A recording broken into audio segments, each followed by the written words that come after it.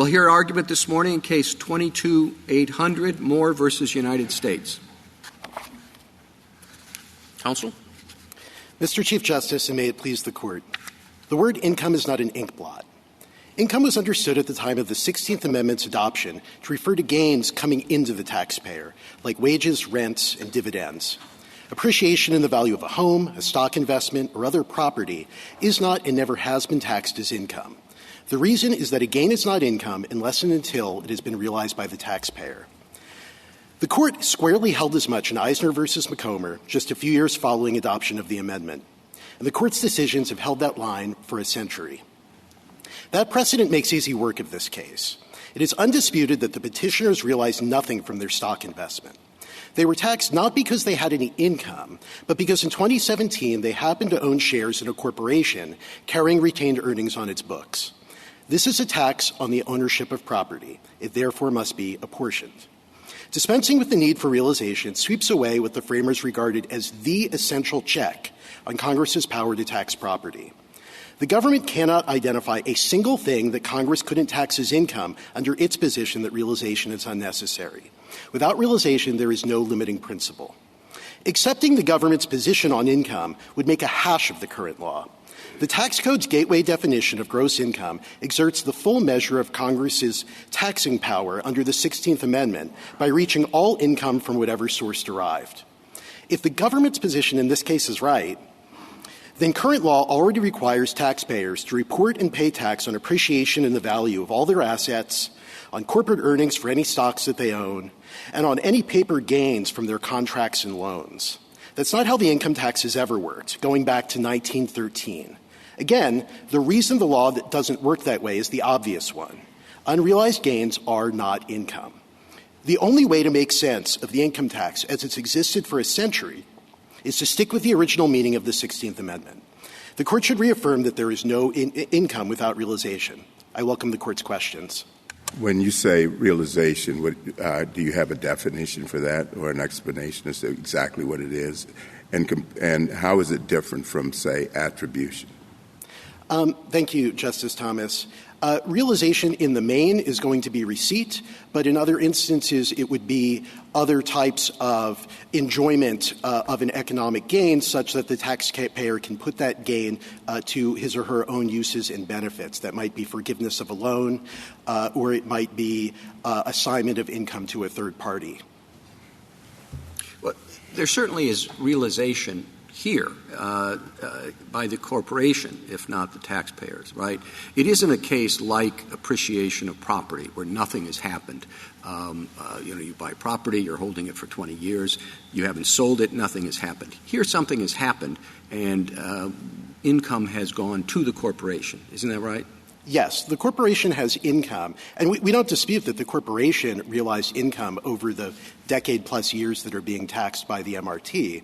But I think it really is like the instance of simply appreciation of property from the point of view of the shareholders. The shareholders' interest in the corporation is solely a capital interest, a property interest, and so the value of their capital has increased. It has appreciated, but as shareholders, no, they have not realized any income. So tell me, why do we permit taxing of individual partners when either state law or their partnership agreement doesn't realize the income to them? In many states, a partner doesn't have personal ownership, doesn't get the value of the partnership, yet we've permitted that tax. Thank you, Justice Sotomayor. A partnership is a fundamentally different form of organization than a corporation. The law has always recognized that a corporation is a person separate from the shareholders in that corporation, and there simply isn't that separate personhood that applies to partnerships. The partnerships are simply a group of people who come together to undertake a business activity, and when they do so, the income that comes in to them is their income directly. So what do you do with subpart F? Or subpart S, or all of the other ways in which we have attributed corporate income to individuals? You don't challenge the constitutionality of subpart F. That isn't an issue in this case. But in your brief, you don't appear to be challenging it. We think that subpart F follows the commonly accepted method that Congress has used to address situations when a taxpayer has interposed a corporate structure between themselves and income that is otherwise theirs. Well, but that's the whole purpose of a corporate structure. People do that all the time, particularly for that purpose. You don't incorporate unless you want the corporate shield. You don't incorporate unless you want the benefits of the corporate protection. So under your theory, subpart F, subpart S, these are long-standing taxing mechanisms by the government. Your theory would undermine those as well, wouldn't it? I don't think that's right. Subpart F, again, works on simply categories of income on a current basis where those categories of income are properly viewed as being, and Congress determined, are properly viewed as being earned by the shareholders due to the nature of the categories of income that are addressed by the statute. I'm sorry, go ahead. So you concede that subpart F is constitutional. I just want to be sure that I understand your answer. We think that the defect with the MRT doesn't really apply to subpart F. The court has never considered the constitutionality of subpart F, but as we take it, we don't think that there's a constitutional issue. So what is there. the distinction? Is it just that other parts of subpart F, to the extent that they tax income, do it on an annual basis, and the MRT was a one-shot that went backwards? I think that's part of it. But again, I think what it really is that subpart F addresses this fundamental income shifting concept, whereas the MRT doesn't, and that's so in two respects. First of all, subpart F operates on a current basis while the corporation is subject to the control of the controlling shareholders, whereas the MRT takes no account of whether— I'm sorry. And there's no question that you meet the definition of subpart F. You need, in subpart F, at least 10% of the company share, and the company has to be owned more than 50% by U.S. owners. So it's identical in terms of the percentage of ownership or the percentage of shares. That's right. But subpart F, unlike the MRT, aligns the control and the ability to redirect income with the year that it is applicable to. The MRT takes account— It sounds to me that what you're attacking is only a due process issue of how long the tax is for, not the ability to tax. I don't think that's right for the reason that I think whether you owned a particular piece of property on a given date, which is the question that the MRT asks, is sort of the sine qua non of a tax on property, whereas subpart F looks at income as it comes in while the controlling shareholder has the ability to redirect that stream of income. But isn't that then just a question of whether it's fair to attribute — fair from a due process point of view, as Justice Sotomayor is saying, whether it's fair to attribute the income generated by Keisencraft to the Moors, which is a distinct question of whether there was income within the meaning of the 16th Amendment, right? Well, I think it ultimately comes down to a 16th Amendment question for the same reason that the Court thought so in Macomber, which is that a shareholder's interest in a corporation, including in its income, is a capital interest and therefore a property interest. And so if there is some reason to look beyond that and attribute income to the shareholder, that would necessarily raise a question of income and why it is that the shareholder isn't being taxed on what would otherwise be a property interest. So I think the Court has always addressed this sort of question as a question of income, and that includes, for example, all of the assignment of income cases that the Court has decided over the years. Can I go back to first principles? The concept of realization was very well established at the time that the 16th Amendment was adopted. But the amendment does not reference realization. All that the drafters had to do was add the word realized after income to lay and collect taxes on income realized, but they never used the word realized. And then I look at the history both before and after the ratification. As far back as 1864, not so far back, Congress taxed from the ratification. Congress taxed, quote, gains and profits of all companies, whether incorporated or partnerships, in estimating the annual gains, profits, or income of any person entitled to the same, whether divided or undivided.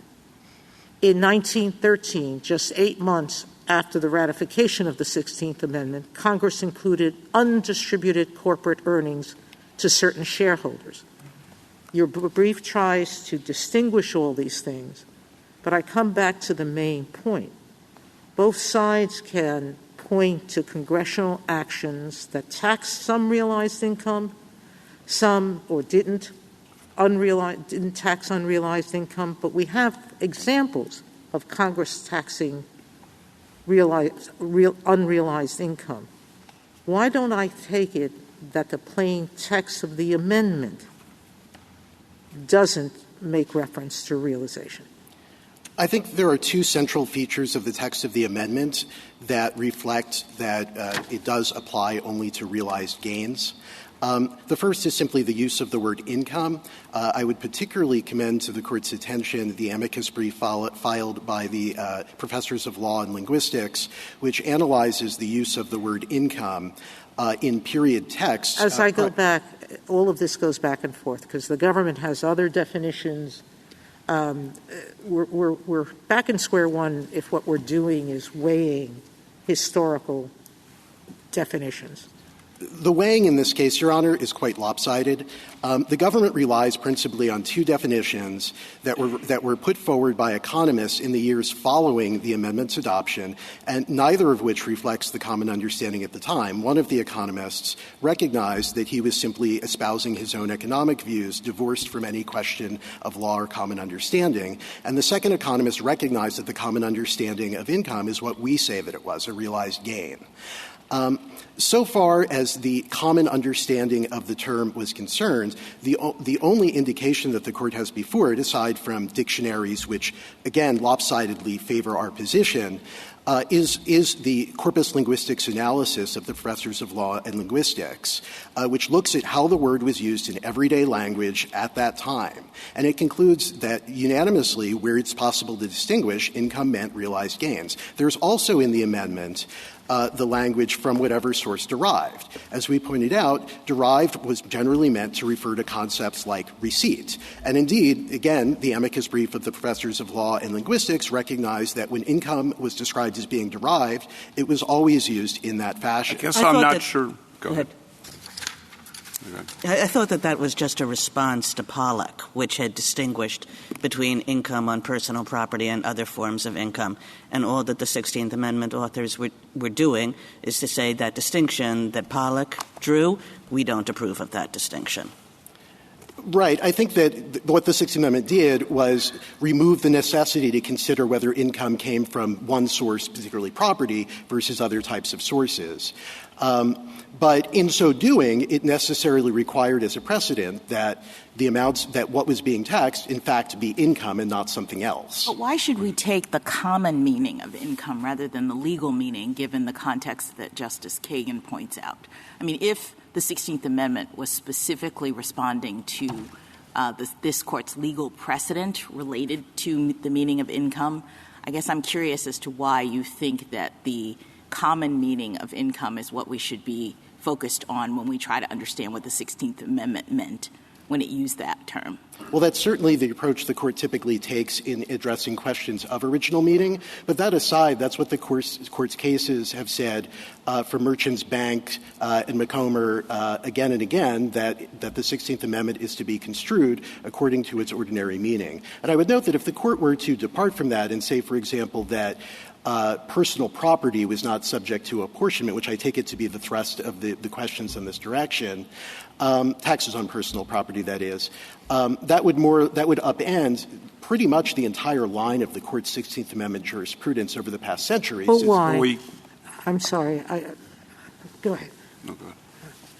But why?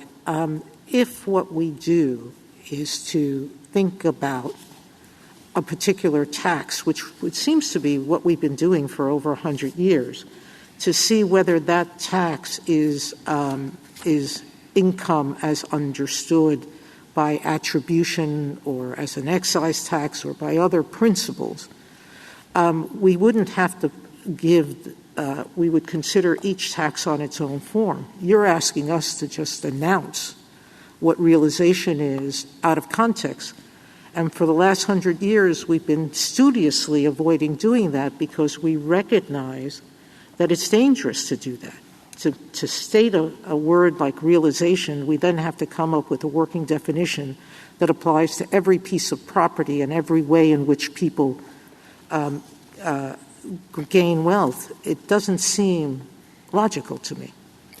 Why don't you just concentrate on why Congress can't say that in certain situations it's going to ignore the corporate form and attribute to the individual shareholder certain income. That's what it's been doing all along. And here it doesn't need realization because Congress has attributed this to the individual owners of the corporation. Respectfully, the Court has already said in multiple occasions that realization is in fact required for there to be income under the 16th Amendment. It's not only Macomber, it's also McLaughlin versus Alliance Insurance. It's the safety car heating. Yes, on certain types of property, but not all. It's Ivan Allen. But we also said that that partnerships can be taxed individually even when the partners are not receiving the property. We have subchapter F and S. We have had all sorts of different forms of wealth that we have attributed to individuals rather than to the legal forms of ownership. And all of those taxes rely on the principle that the Court expressed in cases like Horst and Banks, which is that income should be taxed to he who earns it and enjoys its benefits. And putting aside, Mr. Grossman, whether there's any realization requirement at all, I mean, there is quite the history in this country of Congress taxing American shareholders on their gains from foreign corporations. And you can see why, right? Congress, the U.S. government can't tax those foreign corporations directly, and they wanted to make sure that Americans didn't kind of stash their money in the foreign corporations, watch their money grow, and never pay taxes on them. So, there's a long, century-old history of these kinds of taxes on gains from your holdings in a foreign corporation. Why is this any different, and why shouldn't we understand that to be quite well settled, that Congress can implement those taxes and enforce those taxes for those purposes? The taxes in that area have followed the pattern that I described of simply a taxpayer interposing a corporation between themselves and income that would otherwise be theirs. And those provisions from the beginning, isn't it? It isn't. Those provisions from the beginning, these are the same shareholders as in subpart F. The difference is that those provisions have typically addressed things like passive income and related party transactions that are properly attributable to, say, a parent corporation. In other words, a parent corporation could own an income-generating asset itself, or it could simply shift that into a corporation, into a foreign corporation, and thereby avoid the income. And what the law has recognized is that just as in cases like Horst and Banks, that's effectively an assignment of income, and that it can be attributed to the person who the parent corporation for that reason, because the parent corporation is the one that controls the flow of the income as it's coming in.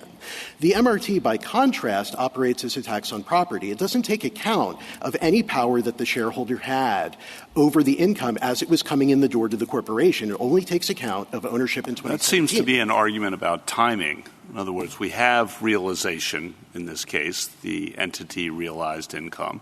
The question then is attribution, and we've long held that Congress may attribute the income of the company to the shareholders or the partnership to the partners. And the only real wrinkle, I think, here is that it goes back and captures prior year's income. I think there are two wrinkles. One is that with respect to those prior years, the statute doesn't require that the shareholders being taxed had any ability to control the disposition of the income in those years. That's a fundamental distinction. The second is that subpart That's not true for the facts of this case, though, correct? It is not true for the facts of this case. But you're saying generally, yeah. Well, I think it just demonstrates that this is a tax on property. In other words, do you own something on a particular date as opposed to what do you do in the past? Did you have that power in the past? But second, provisions — If it had been taxed year by year, would that have been permissible? No, and that's the second wrinkle, so to speak. In this — The MRT is the inverse of its predecessors in the statutes. All of the predecessors, like the foreign personal holding company provisions, as well as subpart F, focus on categories of income that are susceptible to being reassigned into the corporate form. Congress has never reached so far as to tax shareholders of foreign corporations on the active business income of those corporations. Why is that different analytically? I mean, this was all part of a big change from a worldwide tax system to a territorial tax system, and this is one piece of that. But I guess I'm not sure which kind of income is at issue matters for the ultimate analysis of whether the attribution is permissible. Because all of these attribution schemes, going back to the very beginning, have focused on effectively the fraudulent or improper availment of the corporate form to avoid income. And they've always done that historically by focusing on particular categories of income that are susceptible to that type of abuse. Congress took that to the max as it amended subpart F over the years to capture more and more types of that sort of income avoidance. What's interesting is that subpart F says you've captured the field, now let's get everything else. And the everything else is the active business income that's attributable solely to the foreign corporation's own legitimate business activities overseas. And so the shareholder in a foreign corporation stands in no different position with respect to that income than a shareholder in, say, Microsoft or any other corporation. This isn't the type of income that shareholder would, in the ordinary course of affairs or as a matter of reality, be able to shift around into a corporate form and thereby avoid receiving it themselves. I also want to address just the difficulties that the government's interpretation would raise with respect to the current tax code. As I noted, the tax code already reaches the full extent of Congress's authority under the 16th Amendment.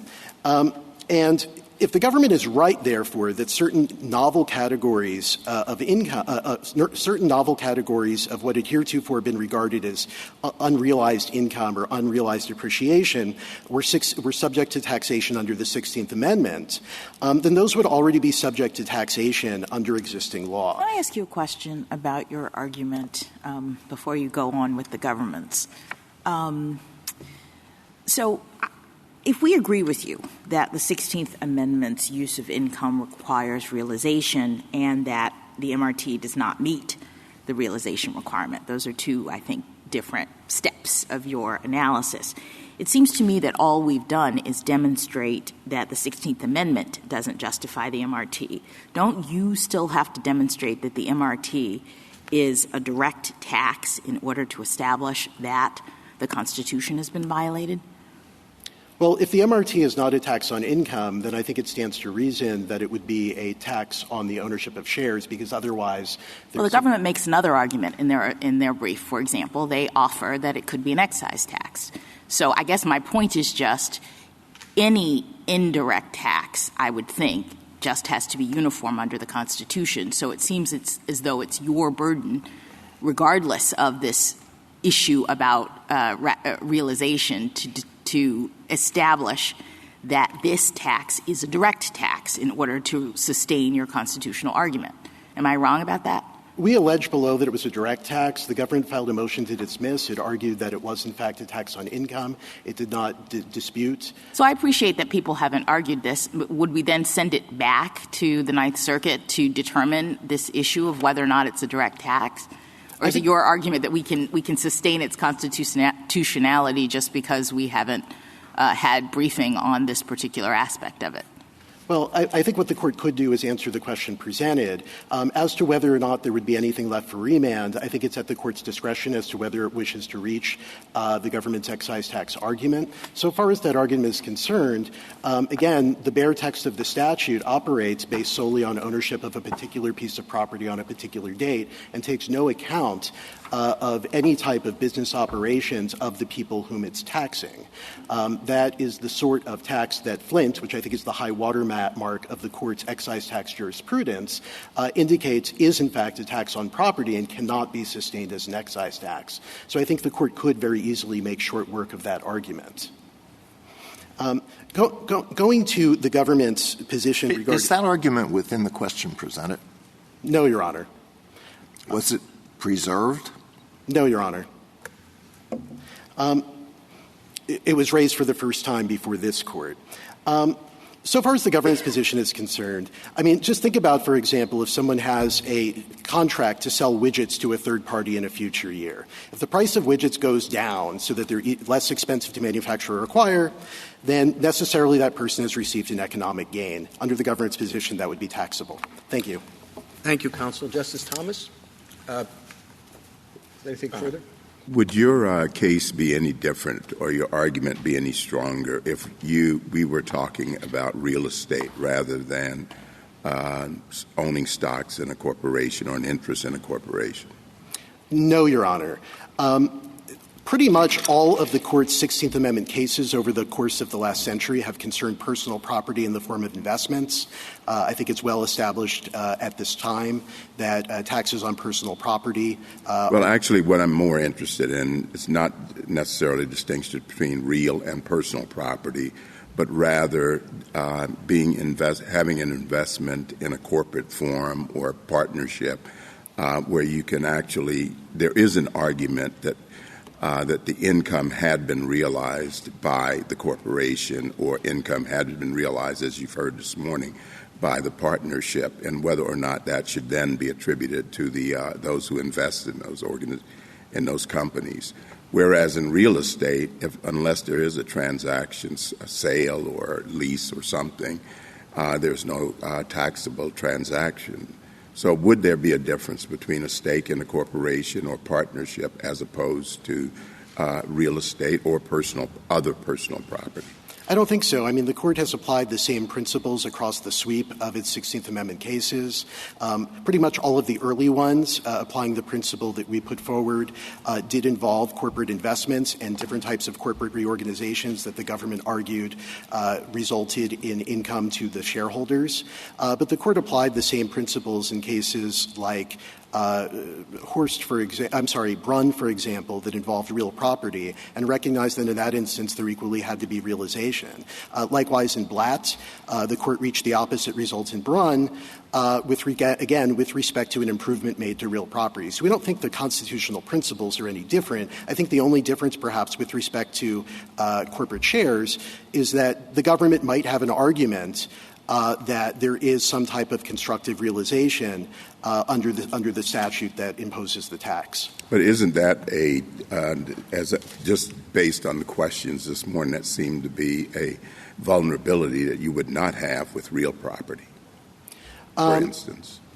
I don't think it's a vulnerability given the general principle that's required and given the nature of this tax. I think it would be a more difficult case if this tax were structured in an entirely different fashion that didn't operate in the way that it does, but that's obviously a hypothetical that's not before the Court. Justice Alito? One last question. Does your theory put at risk limited liability companies, closely held corporations, limited partnership corporations? I mean, there's all sorts of corporate forms that are there. Your definition, I think, would affect the government's ability to tax those individual partners, no? Those individual shareholders. No, Your Honor. Why not? We don't think that those provisions present any constitutional difficulty whatsoever. Again, a corporation is different. The Court's cases have recognized that. I don't know why. Meaning whether it's limited liability or closely held, it's still a corporation. Well, first of all, I mean, you've got distinguishing a corporation from partnership. I mean, again, you have the doctrine of corporate personhood that the Court has long understood does make a difference in these circumstances. But so far as other types of corporations like S corporations are concerned, there is an election that is made by all of the shareholders to those corporations to allow pass-through taxation. If somebody wants to come to the government and say, I am earning income and that's how I've organized my business and I'm operating it, I think the government can accept that as a concession. We're going back to whether attribution is legal. Thank you. I don't think it's a question of attribution, Your Honor. I think it's a question of a concession by the shareholders. Well, no, that's exactly the point, which is why should they get to choose and not the government where to attribute the income? Thank you, counsel. Justice Kagan? So at the risk of a little bit repeating some of the discussion, it seems to me that there are four principal, there may be others, but there are four principal kinds of taxation that Congress has repeatedly countenanced and that this Court certainly has done nothing to get in the way of, that you have to distinguish here. And I just want to make sure I understand your distinctions and whether there's a single distinction that sort of covers all of these or whether each one has a different explanation. So here are my four. It's Subpart F, it's S corporations, it's partnerships, and it's taxing on an accrual basis. So give me why it is that you think we can decide for you without putting any of those kinds of very established taxation schemes at risk. At a 10,000-foot level, Your Honor, they all hew to the realization line as it's been developed in the Court's cases and by historical precedent. See, I would have thought that none of them hew to the realization line. I think that... I mean, that's why this is my question, I guess. Again, Subpart F uses that familiar mechanism of simply attributing income to the person who earned it, even if they've directed it somewhere else. And taxes of that nature have long been justified on that basis. As corporations, again, are by election of the shareholders. If they concede that this is, in fact, their income and that's how they're operating their business, I don't think that the government would have any basis not to take them at their word should the government choose to do so.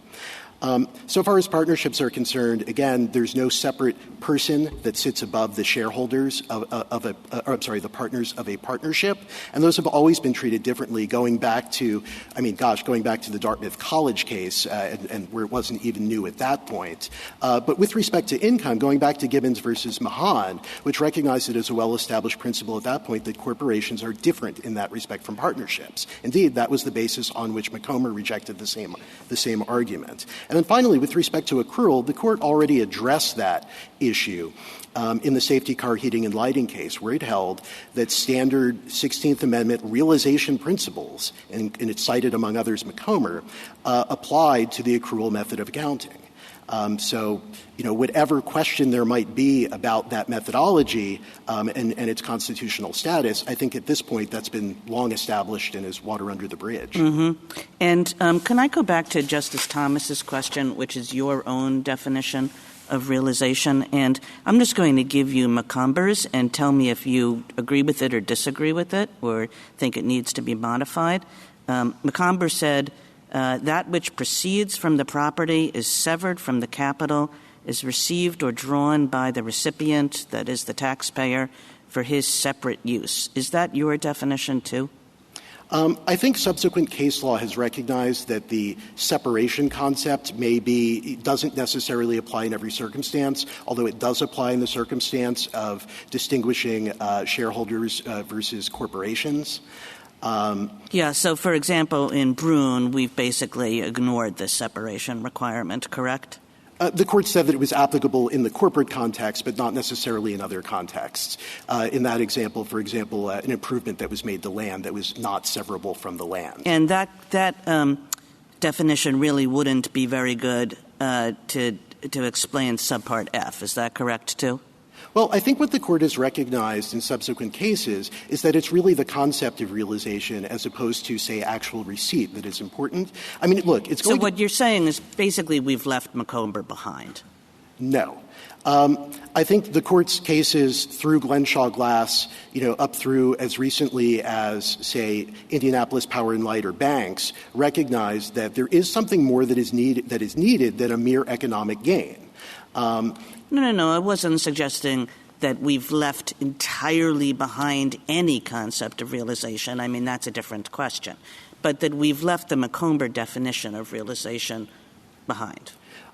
I think that Macomber's holding in that respect remains good law, and I don't think that it's been left behind. Macomber goes on to recognize, for example, regarding corporations, that there may be appropriate circumstances for the law to look behind the corporate form to ascertain the true right and actions of the shareholder with respect to income. And so I think Macomber, taken as a whole, does recognize this principle, and it used the best language that occurred to the judges in the context of the case to express that, look, in most cases it's going to be receipt, but in other cases something else may well qualify. Justice Gorsuch? I think the argument we've kind of heard from the other side involves, okay, if there is a realization requirement, it's met here because the corporation realized the income. And then it just becomes a question of attribution of that realized income. And Congress has a free hand there, and the 16th Amendment says nothing. Your response? My response is that the Court has always looked at questions of income from the point of view of the shareholder. If you point to a 16th Amendment case or a case involving gross income under the tax code, the Court has always looked at the individual circumstances of the shareholder to ascertain whether or not that shareholder has actually realized a gain. And so, for example, Indianapolis Power and Light, a 1990 case, the Court looked specifically at the facts regarding certain types of customer security deposits. It didn't look at it as some sort of abstract inquiry where things might be assigned and so forth. It sought to address the question as to whether or not that shareholder had income. Macomber did exactly the same thing with respect to shareholders of corporations. I think the Court would certainly have to reverse Macomber, which the government has not asked it to do, to get beyond the idea that just some free-floating notion of income is sufficient for the government to point at something and tax it to a particular individual as their income. You're saying, and if I can put a fine point on it, if I understand it, the question is whether it's income to the taxpayer who's being taxed. Yes, Your Honor. Okay. And then I'd like you to go back to the discussion you had with Justice Jackson, and I understand your point that the excise argument has been forfeited or perhaps even waived in this case. Just want your thoughts on it generally as an original matter. We have the Hilton case from quite a long time ago. The carriages were thought perhaps not to be a direct tax. Could the government, as an original matter, call this an excise tax? I think the answer resoundingly would be no. The whole point of the direct tax clauses was to make it difficult for Congress to levy these types of taxes while still leaving that authority available in times of emergency. And so far as taxes on personal property and things like investments were concerned, that was addressed extensively during the ratification debates for the Constitution.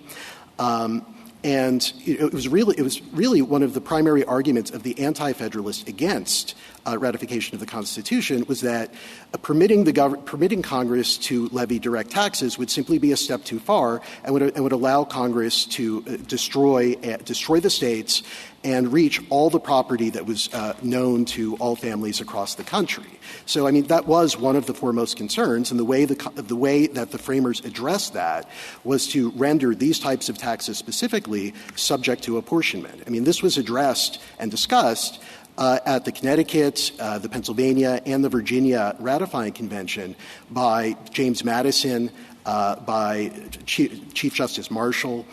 It was a central concern at the time, and as a matter of original meaning, this sort of investment, this sort of property, is something that necessarily was taxes on it was subject to apportionment. Sorry, one last question. Returning to my first one, apologies to shift you about. If the Court were to hold that the only realization requirement is some realization somewhere along the chain by a corporation antecedent to the taxpayer, what would be the consequences of a holding like that? The consequences would be to open the door to taxation of practically everything. All property that a person owns is the fruit of income at some point in time, whether it might be income that they've received long in the past. Ultimately, all property that we have is made up of flows of income that have then been invested. And so if all that was necessary was some level of income, then Congress could simply point at anything and say, well, at some point this was income to some person at some level, and therefore can be subject to taxation without apportionment. I suppose we could and maybe would have to draw lines as to how far back in time one can go in assessing that chain of realization. That's right, and I don't really understand how the court would do that based on the constitutional text. The government's definition of income is simply the increase in a person's wealth between 2 points in time. Well, if the time is set at a person's birth or many decades in the past, that could reach some or potentially all of their property, and I don't really understand what the limiting principle would be.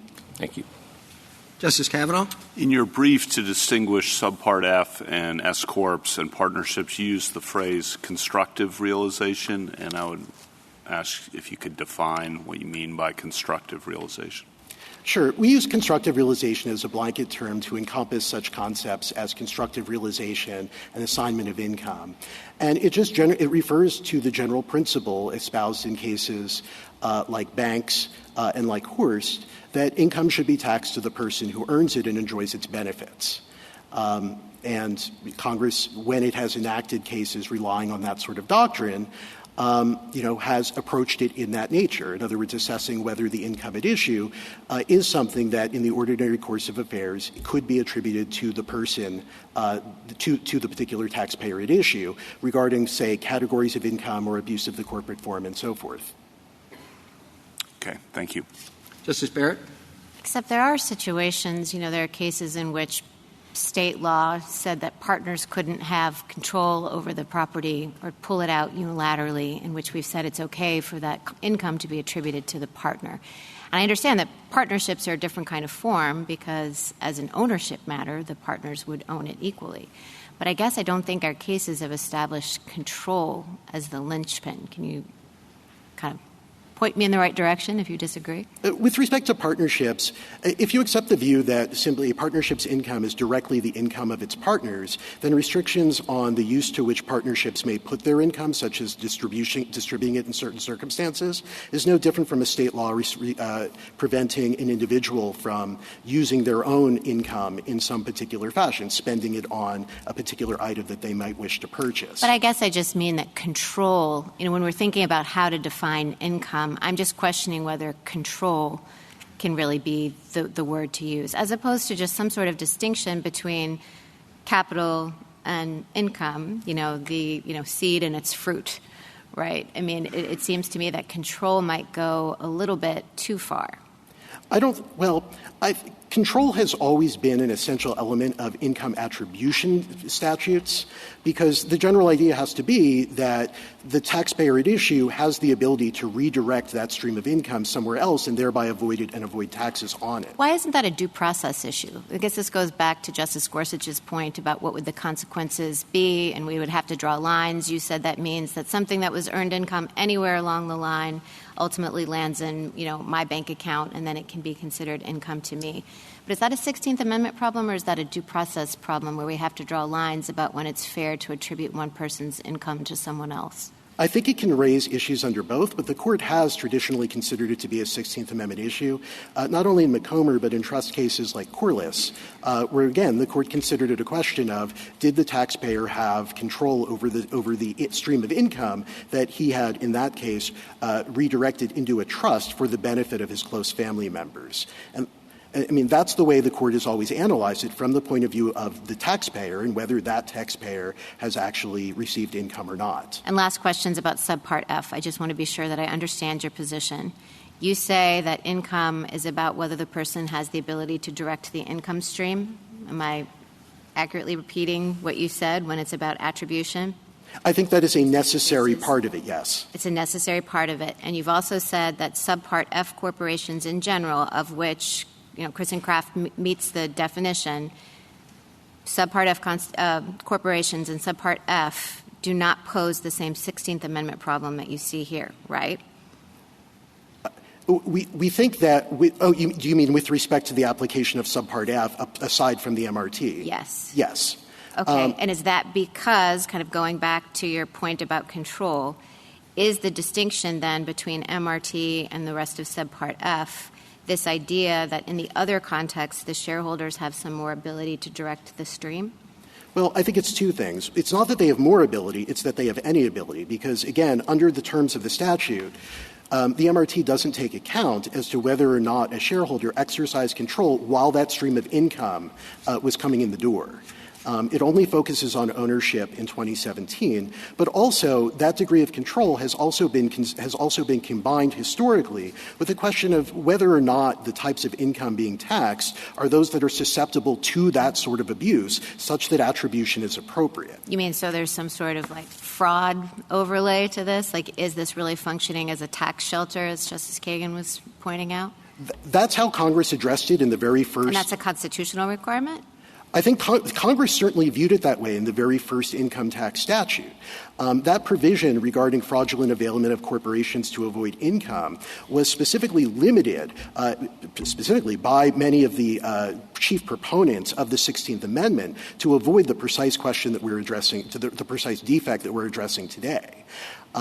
Their view was that you could not ordinarily attribute corporate income to shareholders, but could do so only in the instance where there was some sort of fraudulent abuse of a corporation to avoid income. And that's Justice Jackson? Yes. I'm interested in your conversation with Justice Gorsuch about the sort of original meaning of the direct tax clause. And I'm trying to understand whether it's your position that as an original matter, the direct tax clause was interpreted to include income and all sorts of things, or was it narrow? I had thought originally, as we said in the Hilton case, that it was pretty narrowly focused on capitations and taxes on land. Am I wrong about that? The Hilton case had 3 seriatim opinions. 2 of them viewed it as a consumption tax regarding conveyance of persons. The third of them, by Justice Iredell, adopted the view that, well, if it's difficult to apportion something, then it should not be subject to apportionment. What about Justice Patterson's explanation that this was a pretty narrow clause and that it was designed to protect southern states and slavery from federal interference, that was really what was going on here, and therefore when you're looking at direct taxes, you're talking about taxes as opposed to indirect. You're talking about certain kinds of things, and that it's not necessarily others, income and that sort of thing. Well, I think as a matter of original meaning, that's incorrect. But I would note in the context of that opinion, it was dicta. It certainly didn't stand for the position of the court. Did the court, until Macomber, hold that income was direct?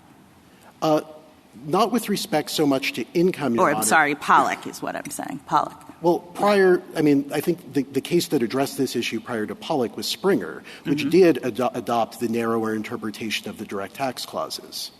So up until Pollock, which was addressed by the 16th Amendment, we had a very narrow conception of direct tax. For a 20-year period, there was. Subsequent to that, as I said, pretty much all of the Court's 16th Amendment cases over the past century have concerned taxes on personal property in the form of investments.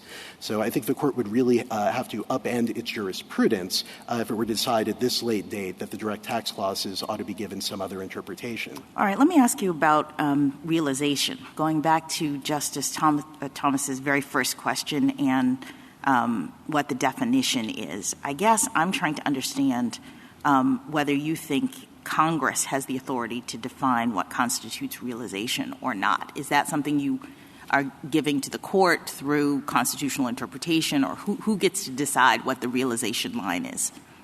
Well, I think as an initial matter, yes. I mean, Congress does get deference on that, but it actually has to try to do that, which is not what it did in this case.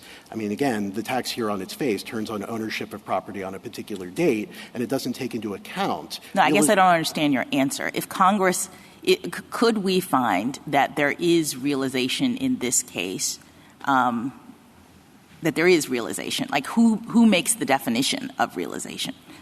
Could the court determine that there's realization here under a definition that we are appreciating?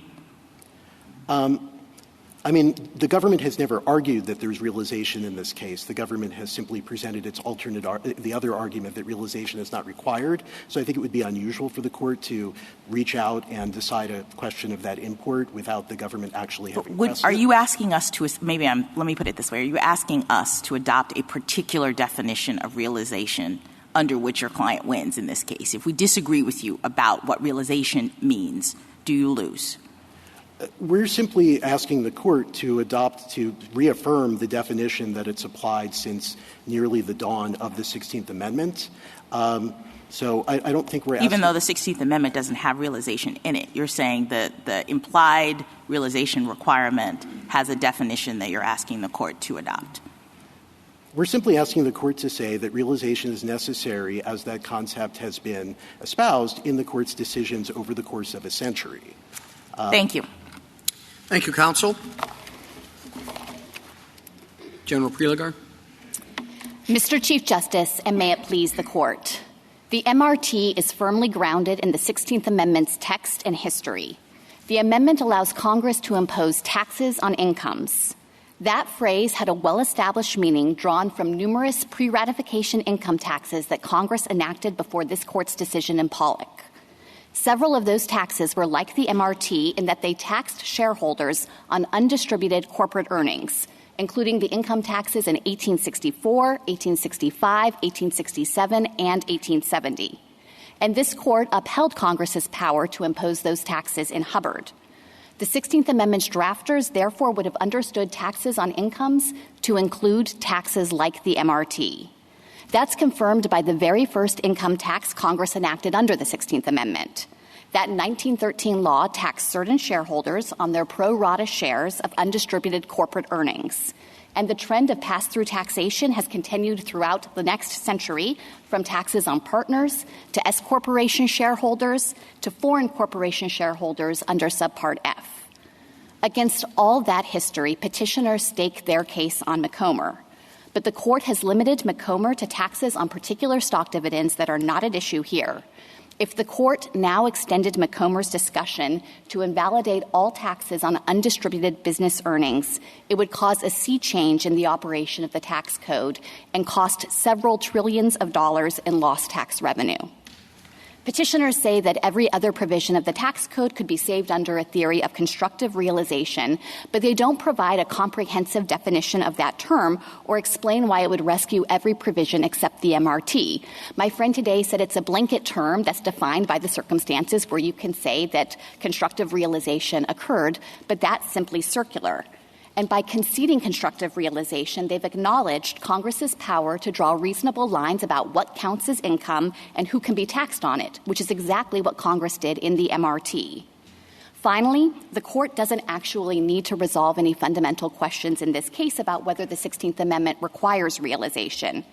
The MRT taxes income that was actually realized by the foreign corporations, and Congress permissibly attributed the tax on that realized income to U.S. shareholders, just as it has done in any number of pass-through taxes throughout our nation's history. The court could say only that and affirm. I welcome the court's questions. When you say realized, it has been realized, what do you mean by that? I think that this is a paradigmatic case of realization, Justice Thomas, insofar as the thing that's being taxed, the underlying tax base for the MRT, are the earnings that actually came into the corporation, the foreign corporation's coffers. So the tax base here was the substantial ordinary business income that the foreign corporation generated through its operations in the foreign country, and that has to date been subject to tax deferral. That income has never been taxed at the corporate or entity level. Instead, what Congress did in the MRT is enact a pass-through tax that attributed the liability on that actual income that was realized to the U.S. shareholders. Outside of the context of the MRT, do you think that the increase in value of real property could be a taxable event? So I think that raises a more difficult question. This presses on the idea of whether you can characterize gains in the form of appreciation as income that's taxable. I think that there's a strong argument that falls within a definition of income that looks to whether there have been economic gains over time. And it's important to note that Congress has at various times imposed taxes on that kind of appreciation. Some of the Civil War era income tax laws that I pointed to at the beginning in my introduction had appreciation-based taxation for certain property like livestock. And still today, there are really important provisions of the tax code that effectively tax individuals on appreciation. For example, the mark-to-market taxes that my friend has conceded are constitutional treat a taxpayer as though there was a realizable event at the end of the tax year for certain futures contracts, for certain life insurance holdings, securities dealers holding, that mark the amount of the value to the market price, even in the absence of any kind of sale. So I think that there is strong support for the idea that you can tax at least certain forms of appreciation. Well, if there's strong support, I mean, you've buried Macomber. I mean, and that takes away a lot of the strong support for a pretty basic proposition that the government can't tax as income to the property owner the appreciation in value of the property. So, I mean, what is left to defend that proposition without Macomber? Well, Mr. Chief Justice, I disagree with the suggestion that Macomber involved a tax on appreciation. The court there instead concluded— but I mean, I know your argument that it's limited to stock dividends, but it also has been recognized as at least in the beginning, before it certainly narrowed over time, as standing for the proposition that the government cannot tax the appreciation in property. And you've taken that off the board in your presentation today. So I wonder if you can give us a little more view or assurance on what's left to defend that proposition once you've stabbed Macomber. Well, Mr. Chief Justice, I want to say that we're invoking this court's own precedent about Macomber's scope and reach. It's the court itself that said that Macomber is limited to the particular type of stock dividend at issue there, and that type of stock dividend didn't actually represent any kind of economic gain to the taxpayer. In other words, in Macomber, the taxpayer received additional shares in the company, but it was a stock split, and her shares were diluted in a commensurate amount so that the court said that from the taxpayer's perspective, there was no difference in her ownership stake in the company, both before and after the stock. If you wanted to defend the proposition that the government cannot tax the appreciation in property without any other event of realization, what would you cite, given the fact that Macomber is not on the table? Well, the thing that I would cite, if the court were looking for a limiting principle that takes appreciation off the table, at least in certain circumstances, would be history. I do think that there is a different historical foundation for that type of tax compared to what we have here, which is a pass-through tax on actually realized corporate income. So I think that the court could reserve judgment on whether there might be principled lines based on the history of that type of tax scheme to suggest that it wouldn't be what the framers of the 16th Amendment had in mind. But again, I do want to emphasize the fundamental distinction between a tax base that focuses on actually realized income and then attributes it to a different taxpayer, which is a prevalent feature of the tax code and which involves many of the provisions my friend today has conceded are constitutional. One of your the arguments that you press most strongly, and certainly it has resonated a lot in the coverage of this case, is that the adoption of the petitioner's arguments would have far-reaching consequences. Isn't that correct? That's correct. So do you think it is fair then to explore what the consequences of your argument would be? I'm happy to talk about the consequences of our argument, although I want to say at the outset I think that the court could resolve this case quite narrowly. Now, the Ninth Circuit held that the Supreme Court has made clear that realization of income is not a constitutional requirement, but is instead founded on administrative convenience. Is that correct? The Ninth Circuit was referring to this court's decision in Cottage Savings, where the court did say that realization requirements are founded on administrative convenience. Not the question whether that's a correct interpretation of our prior precedents. Is it your position, as I understand you to argue in your brief, that realization is not required? The 16th Amendment simply permits the taxation of income, whether realized or not. We certainly think that there is no bright-line realization rule or requirement under the 16th Amendment and that Congress is permitted to tax certain forms of unrealized gains. I don't want to suggest that the court here needs to set out to define income for all purposes or to announce any bright-line rules about realization. I think it's sufficient here for the court to say that you have before you a particular type of tax on undistributed corporate earnings that were actually realized and to look at the history and tradition that demonstrates that that fits well within Congress's income. Well, what I'm trying to do is to understand the breadth of your argument, just as we need to understand the consequences of petitioner's argument. So I take it what you've said is that realization is not a requirement. You say that explicitly in your in your brief. We think they're wrong to say it always is a requirement. We don't have to agree with you on that for you to prevail. I think you've said in your opening as well, because even assuming or leaving open whether realization is a constitutional requirement, there was realized income here to the entity, and then it's attributed to the shareholders in a manner consistent with how Congress has done that and this Court has allowed.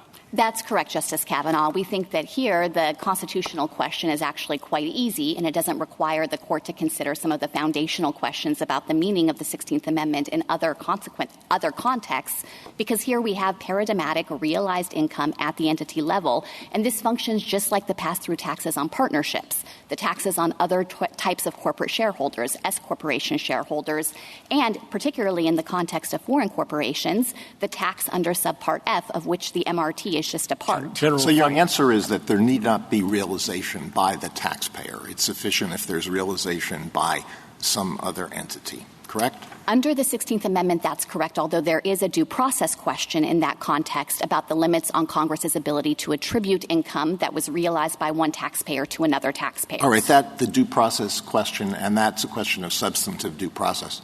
That's how this Court has analyzed it in cases like Burnett versus Wells, where it was looking at the limits on Congress's ability to make that kind of attribution decision. And anything under substantive due process involving an economic regulation like this, the only thing that would need to be shown is that it was rational for Congress to do what it did. Yes, the Court has looked at whether Congress has made an arbitrary choice, whether it's acted unreasonably.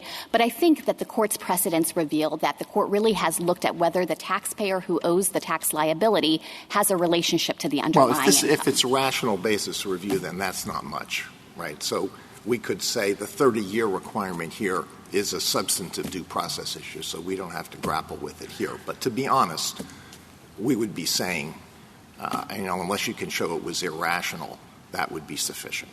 Well, I want to be precise about the doctrine here. You mentioned the 30-year look-back period. I think that that actually has to do with retroactivity principles under the Due Process Clause, and I think that that's somewhat different than the attribution question that we had been discussing about whether Congress can fairly attribute tax liability to one person for income that was earned at the entity level. I recognize that maybe there are some complicated questions out there that could exist in this space, but the important point is that here we have an enormous amount of history and tradition on our side to support the idea that this particular attribution decision falls well within constitutional bounds. I understand you want to talk about this case, and ultimately we have to talk about this case. But I just want to understand how far your argument goes. How far does it logically go? So under your argument, does the 16th Amendment allow the taxation – it allows the taxation of income, and you define income as an increase in an economic gain between 2 points in time. So let's say that somebody graduates from school and starts up a little business in his garage, and 20 years later, 30 years later, the person is a billionaire. Can Congress, under your argument, can Congress tax all of that on the ground that it's income? So if that has already been taxed, as I imagine it would through annual income taxes, then it sounds to me like the hypothetical is actually functioning as a property tax insofar as looking at the total value of the assets. The appreciation in stock value over 20 or 30 years, could Congress say, we want to reach back and tax all of that? So I think that's economic gain between two periods of time, between 2 points in time. I think that's a harder question, and here's why. I do think that that would fit within an ordinary conception of income as covering economic gain between 2 points of time and focusing on the increment of gain. But we don't have the same tradition to support Congress levying income taxes in that manner. Well, now, the Court might conclude if it were— I'm sorry to interrupt, but on this point, in your brief at least, and I understand your argument is a little bit different here today, but in your brief at least, you confronted the question whether Congress could tax millions of Americans who hold small amounts of stock in their retirement investment accounts. And you say yes, and you point to the 1864 Civil War laws. And then you say, but that would be administratively unworkable. So as I understood, at least in your brief, the answer to Justice Alito's question, I think, is yes, that could happen. So I think this is a really important point, Justice Gorsuch, and let me clarify that that statement in the brief was referring to the idea of pass-through taxation on all large or all corporate shareholders. That would function like the MRT. The basis for the tax would be the corporation's earnings, and then the shareholders would be responsible for a pro rata share of the corporation's earnings.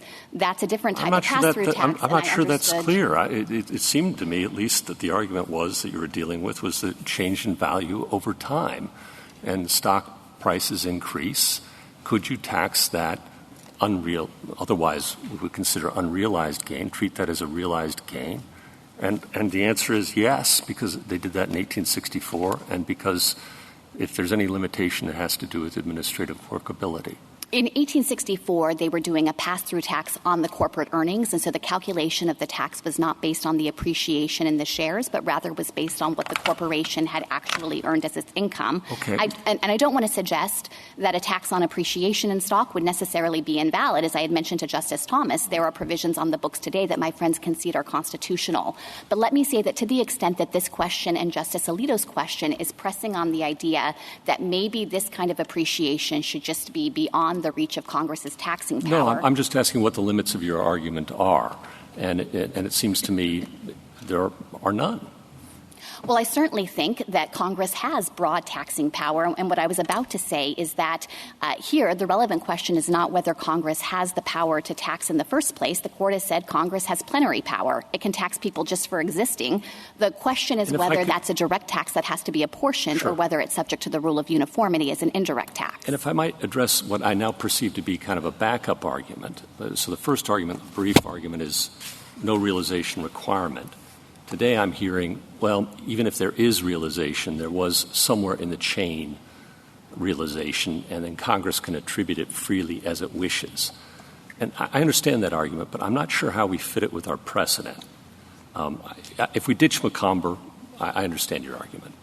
But let's assume Macomber isn't completely misguided, okay? I think those were your words, misguided. I look at Fellis, I look at Brune, I look at Hearst, and it seems to me, at least as I read them, that they're all trying to work within Macomber's framework and talking about, is it fair to say that there was realization to the taxpayer, not realization somewhere back in the chain of history, an income realized by the corporation or a parent or a subsidiary or whomever. And just as a matter of precedent now I'm talking, what's mistaken about that?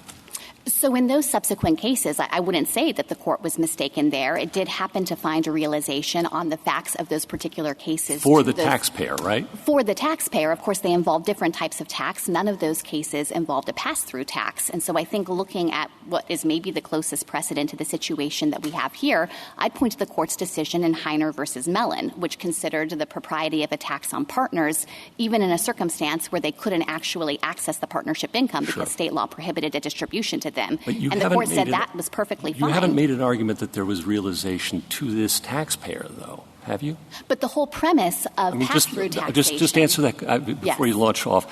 You haven't made that argument, right? We don't think that the tax's constitutionality depends on whether these taxpayers get a distribution, because this is a pass-through tax, just like the other contexts I've been mentioning.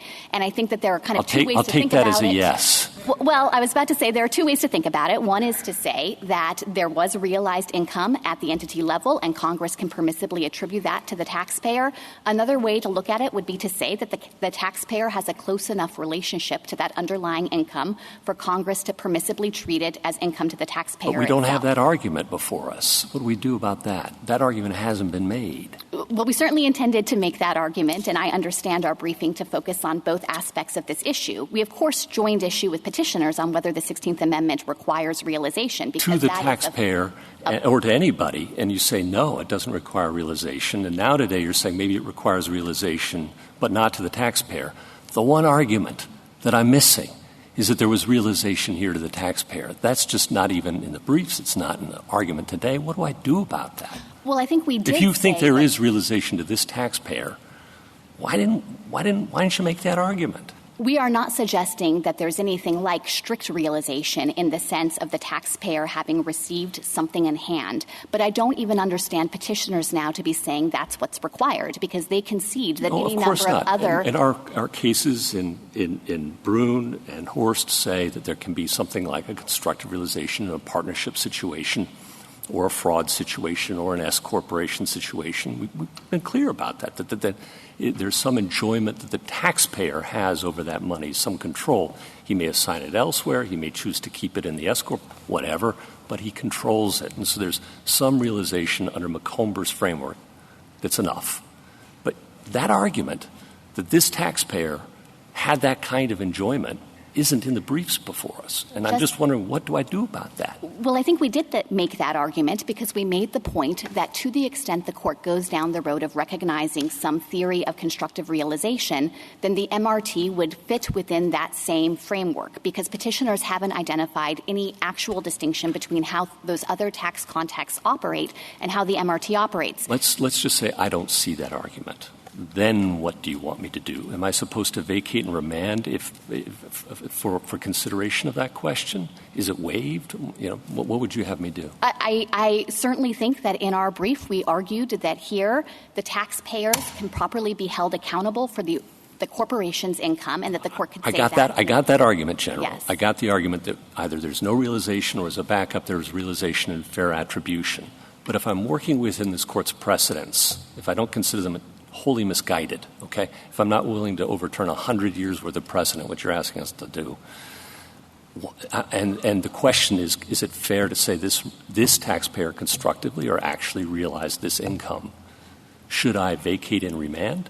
No, you should affirm, because here we made the argument that there is the same level of control and exactly the same relationship as in Subpart F. So we did make this argument, Justice Gorsuch. We made the point that if the court is focused on things like control or influence, that there is no relevant distinction with Subpart F, because this is taxing in precisely the same way as Subpart F operates. And, General, what do you think is the significance of petitioner's concession that Subpart F is constitutional, to your point?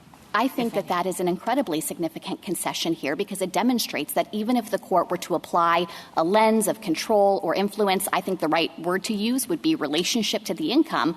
Petitioners have acknowledged that 10% U.S. shareholders have the requisite level of relationship in order to properly have income attributed to them. Now, my friend suggested that there's some fundamental difference with Subpart F because it taxes different types of income. I think he said it's income where you can interpose the corporate form. I don't understand that distinction, because, of course, the 16th Amendment says that Congress can tax all income from whatever source derived. So the 16th Amendment's text by its own terms makes clear that the different forms of income being taxed don't make a relevant constitutional difference. And even if you look at it as a factual matter, my friend's argument doesn't withstand scrutiny, because he suggested that, for example, all of this income could have been earned by the taxpayer himself, but that doesn't explain many important features of Subpart F, like insuring risks outside the country of incorporation for the CFC, or doing business in countries that are subject to U.S. sanctions. Those are parts of Subpart F income, and I don't think that there is a relevant distinction with respect to whether it could be properly attributed to the taxpayer. Justice Gorsuch said you were asking us to overrule 100 years of our precedent. Sounds bad. Are you? I am not asking the court to overrule any precedent in this case. I'm asking the court to follow its precedent that postdates Macomber and makes clear that the discussion in that case was limited to the particular type of stock dividend at issue there. I recognize that there is language in Macomber that seemed to have broader sweep, but this court itself has already recognized that that is not the right way to read the language. General, if I might, though, I mean, in Macomber it said realization. You say that's misguided. In Fellis, we said that we were applying the test laid down in Macomber. In Brune, we said that it was following Macomber's understanding of income. And in Horst, it said that it said much the same thing. I'm not going to bother with the quote. But in each of those cases, at least, it purported to be faithfully following Macomber. Justice Gorsuch, you just disagree with that, I guess. I disagree with that reading of those cases because I think if you look at each of the cases you mentioned, the court did find realization on the particular facts there, but using different standards than Macomber itself had articulated. Take, for example, Brune. That was a case where I think you said the court said it was faithfully applying its interpretation of income, but the court in Brune specifically disavowed the aspect of Macomber that said you have to be able to separate the economic gain from the underlying property. Certainly. It talked about control. But it spoke of applying Macomber. Now, maybe you think it was diluting itself, but that's how the court perceived what it was doing.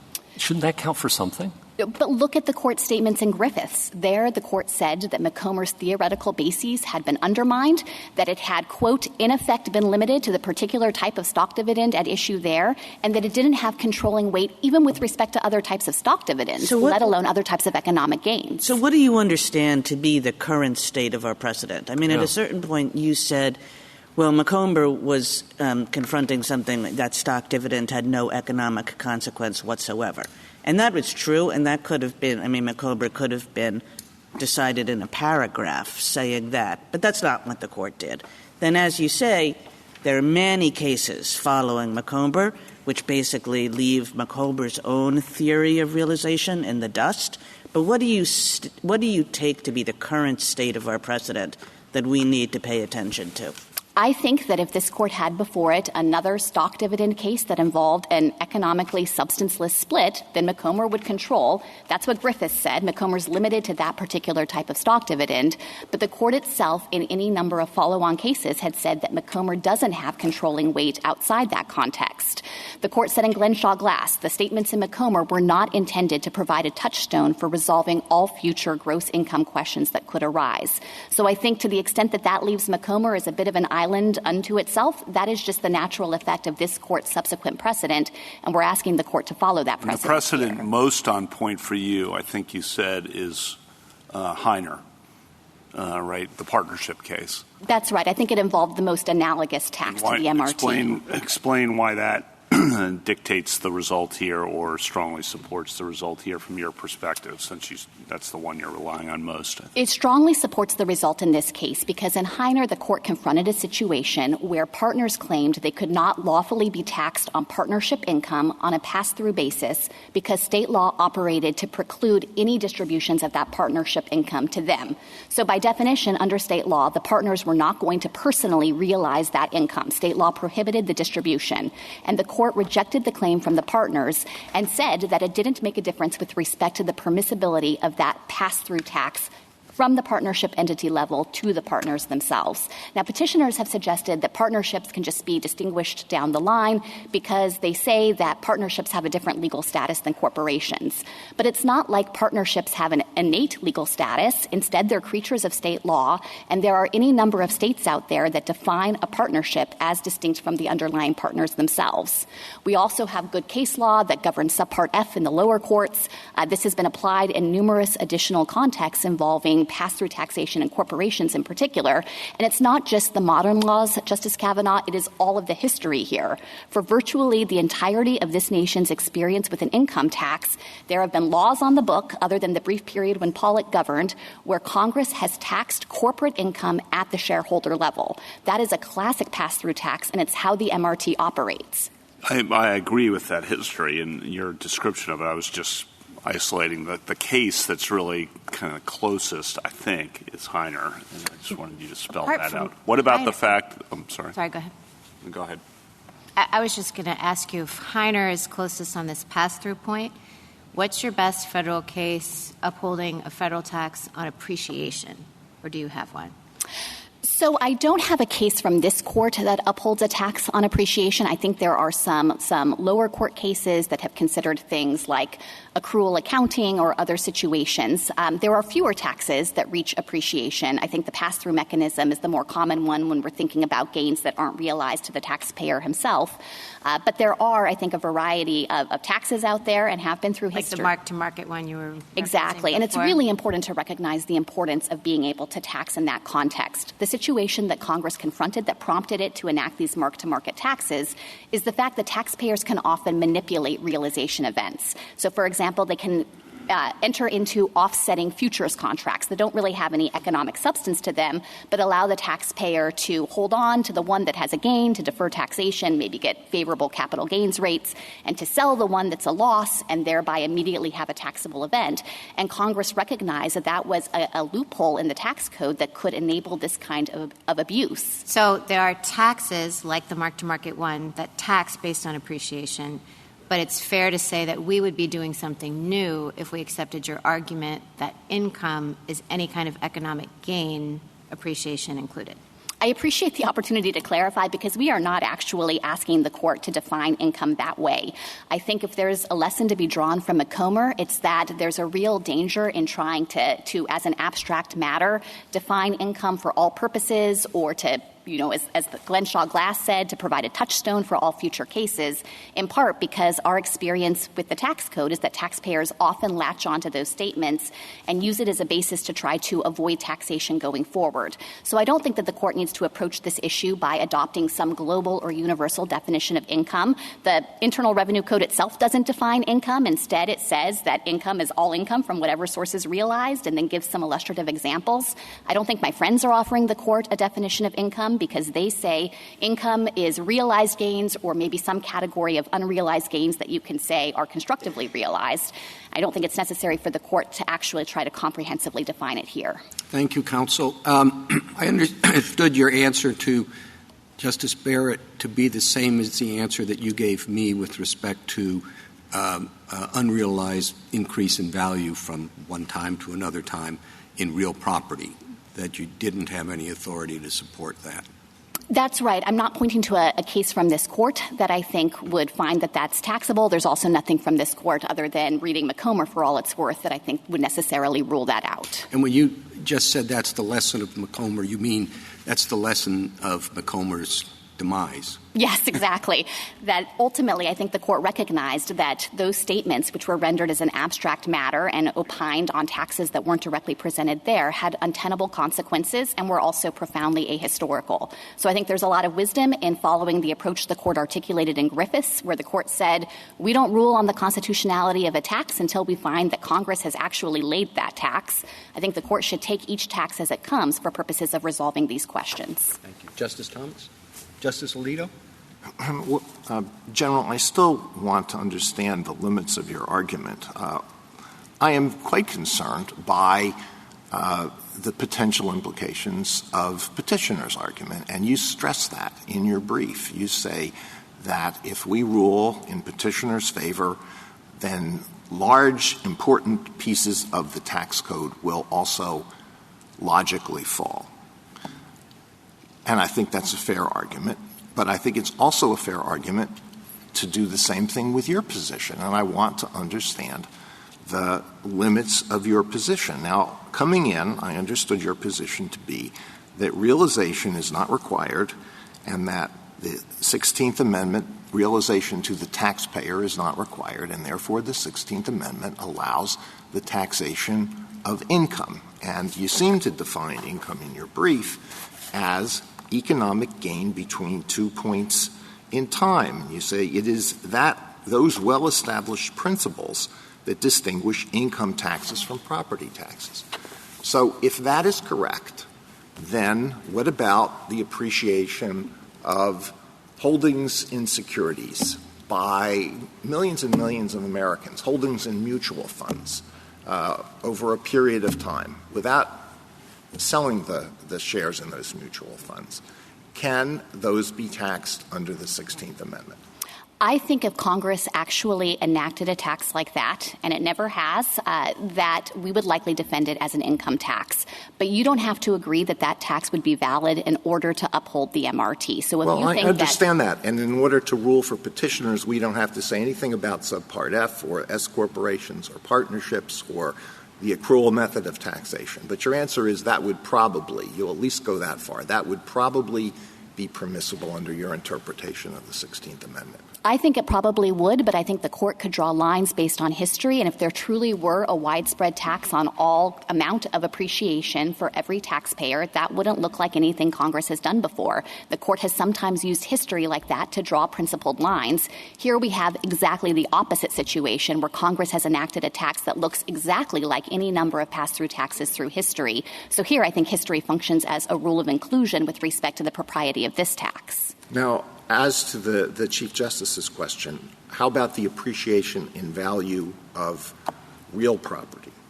I think it would be subject to the same analysis. That would fit within a conception of income as economic gain between 2 points in time, but Congress hasn't traditionally taxed that, and so perhaps the court, if it were confronted with that situation, would conclude that there's a historical line or limiting principle here. So unless history rules that out, I'm not quite sure how Congress's failure to enact a tax in the past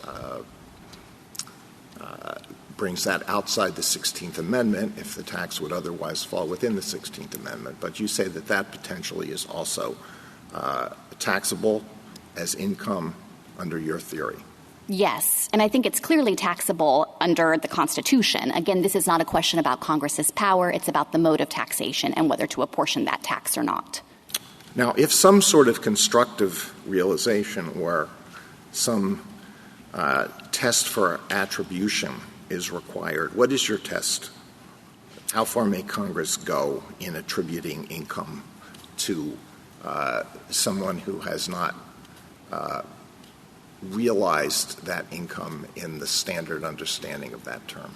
I would apply the test the court used in Burnett versus Wells, which presents the most closely analogous situation. A taxpayer argued that because he had been the grantor of a trust, he couldn't be held liable for the gains in the trust. It couldn't properly be attributed to him because he had no continuing control and wouldn't personally enjoy those gains, which instead went to the beneficiaries. This court rejected that claim, and what it said is that Congress had not acted arbitrarily in making that attribution decision. It looked at the taxpayer's relationship to the underlying income and concluded that there was good reason to tax the grantor in that circumstance, including to avoid shifting income to lower income taxpayers. But if the court were applying that kind of attribution analysis here, I think the MRT, like many pass-through taxes, is equally constitutional. Here, the income has never been taxed at the entity level, and there are real complications with trying to tax foreign corporations directly. So in many respects, these large U.S. shareholders, who by definition together collectively have a majority stake in a closely held corporation, are in many senses the most suitable person or entity to tax. Well, have we ever said, and maybe we should in this case, say that the 16th Amendment applies differently to income or property that is obtained abroad than it does to income or property possessed within the United States? The court hasn't previously said that, but my friend himself suggests that in thinking about these issues, the court should focus on the potential for tax avoidance or tax abuse. And I think that that concession just underscores the point that when you are using a foreign corporation, it provides a ready vehicle to shelter funds offshore, keep them out of the reach of U.S. taxing authorities, and thus complicate efforts to access those funds, even when they have a really significant connection, as they do here, because these companies are majority owned by U.S. taxpayers. And it's important to recognize, too, that this case is not the paradigmatic case of how the MRT applies. The overwhelming majority of taxpayers subject to this are domestic corporations, often parent companies of wholly owned foreign subsidiaries who have arranged their affairs to be able to keep this money offshore to a period of long tax deferral. But I think that it would be anomalous to suggest that the money is forever out of the reach of U.S. taxing authority. Now, the petitioners were in on the ground floor with this corporation, but what if they had simply bought into the company the day before the MRT made taxes due? Wouldn't that look an awful lot like a tax on capital rather than a tax on income in any sense of the word? So I have three reactions to that. I think that the underlying nature of what's being taxed, which are the realized earnings of the corporation, wouldn't change. I do think that raises a harder attribution question because that taxpayer would have less of a direct relationship to the thing that's being taxed. And so maybe someone in that situation would have a better as-applied due process claim. As you mentioned, the Moores themselves aren't in that position. The second thing I would say is that if the court is interested in exploring this as-applied due process issue, it's important to note that the MRT MRT is not unique in this regard. There are other taxes and other contexts where the court has recognized that someone can be taxed on gain in property that happened before the ownership stake was obtained. That was the holding in Taft versus Bowers, where the court considered this issue with respect to the gift tax. It's also how Subpart F itself can operate. You can buy shares in the controlled foreign corporation and be taxed under Subpart F with respect to earnings that happened before you bought your stake.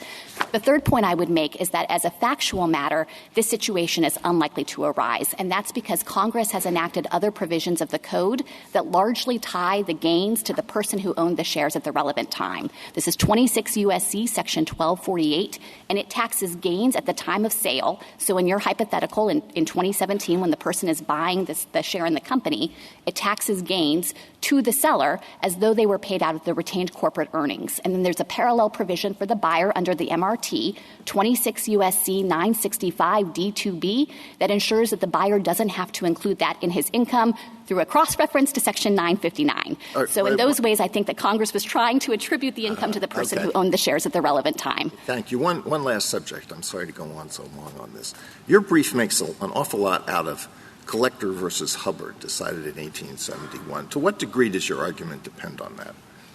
Our argument doesn't depend on Hubbard. Ultimately, we think that what carries the day here is the overwhelming history that demonstrates that Congress has long taxed income at the corporate level to shareholders. Hubbard upheld that exercise of authority, and so I think if you're looking at the text of the 16th Amendment and what those who drafted it would have in mind, they would have been well aware of this pass-through taxation and of the Hubbard precedent itself. Do you think that I'm sorry to interrupt. Do you think that Hubbard decided that the tax that was at issue in Hubbard satisfied Article 1, Section 2 and Article 1, Section 9, which draws the distinction between direct and indirect taxes? Do you think that the court decided that question in Hubbard?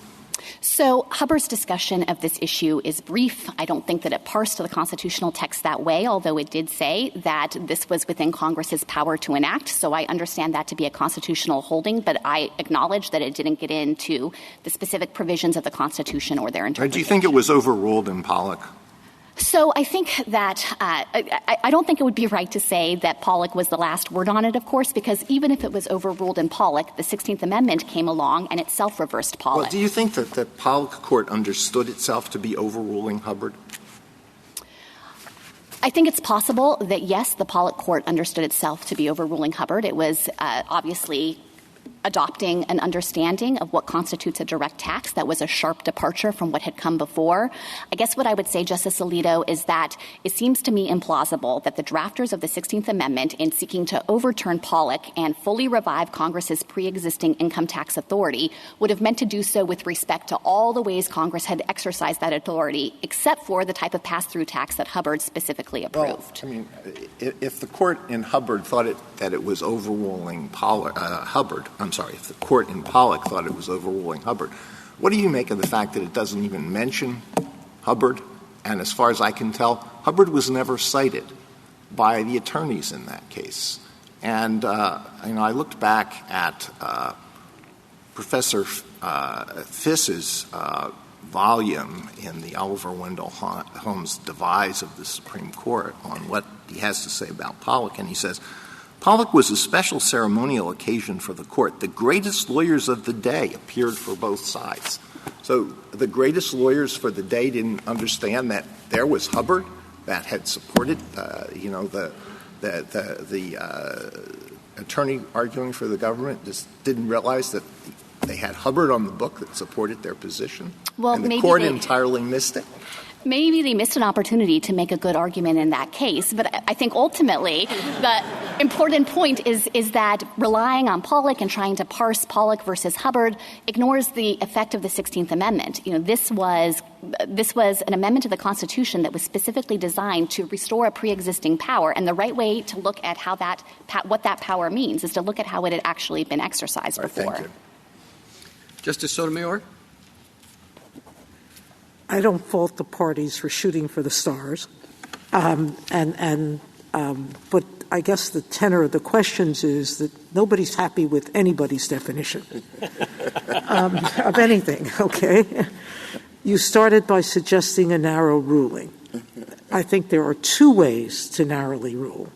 Tell me one is better than the other, if at all, okay? But first we can say there is a realization requirement, and here it was realized because the corporation realized it. You have to deal with Justice Gorsuch's concern that you waive that argument. I may disagree with him, but that we can work out among ourselves. But the bottom line, we could rule that way. Or we could do it the way Justice Kavanaugh started his question, which is we assume that there's a realization requirement, and it was met here. So which of the two ways should we do it, and how not, and why not? It would be critically important for the court to do it through Justice Kavanaugh's approach. That is, I don't think the court needs to resolve anything about whether the 16th Amendment requires realization. Here we happen to have it, and this kind of tax corresponds to pass-through taxes we've had through history, and that suffices to resolve this case. We have serious concerns with the court. The history is that Congress can attribute that realization? Correct. That Congress can attribute that realization by the corporation to the shareholders, and there are taxes that look like that at virtually all points in our nation's history. The reason why I would strongly caution the court away from adopting a realization requirement is not only that we think that it is inaccurate, profoundly ahistorical, inconsistent with the text of the 16th Amendment, but it would also wreak havoc on the proper operation of the tax code. I think that there are pass-through taxes that would withstand scrutiny if the court affirms the attribution holding. But as I had mentioned to Justice Barrett, there are a number of critically important provisions of the code that don't actually have that kind of pass-through mechanism and don't turn on realization at all. That includes the mark-to-market taxes, original issue discount on bonds that drives prices in bond markets and avoids what could otherwise be sheltering of income that should be taxable. It includes the expatriation tax when people renounce their United States citizenship. So I think that there are various ways in which adopting any form of a realization requirement would have profound practical consequences, and it's unnecessary for the court to go down that road in light of the serious legal arguments against that reading. Thank you. Justice Kagan? And General Prelogar, just to take you back to the implications of Mr. Grossman's argument, he's made a number of statements in his brief and today as well about how he would distinguish this tax from many others, from Subpart F, from the S corporations, from partnerships, from accrual, from you name it. There might be more. What do you worry about and why? I worry that none of those proposals actually hold up and provide a basis to distinguish the MRT. So at first he suggests it has to do with control, but as I had explained to Justice Barrett before, the level of control here is exactly the same as under Subpart F. These are 10% shareholders, U.S. shareholders of closely held foreign corporations, and so control cannot be the relevant difference. It's also not the difference with respect to partnerships and S corporation shareholders who might have even a lower than 10% stake and nevertheless can have income attributed to them. Then he says maybe the answer is consent, and he points to S corporations and says that turns on a theory of consent. But I don't think that that works either, because to the extent that there's any kind of realization requirement out there in the 16th Amendment, consent couldn't cure that difficulty or give taxpayers a basis to allow Congress to tax things that are outside its authority. And it doesn't even work as a descriptive matter, because the S corporation shareholders might buy their interest in the company and never personally consent to pass through taxation, or they might change their minds and remove their consent and say, I don't want to be taxed on it anymore. But if they have a minority stake in the company, they're stuck with it and continue to have pass-through taxation. So I don't think consent works. Then he says maybe it has something to do with the type of income under Subpart F, but as I've explained before, we don't think that the type of income matters under the 16th Amendment. And here, this is paradigmatic income. This is ordinary business income, substantial earnings realized by the company. And I think it would be a really anomalous result to say this type of income uniquely is exempt from pass-through taxation. He also suggests that maybe it turns on the potential for abuse, and maybe that explains some of these other taxes.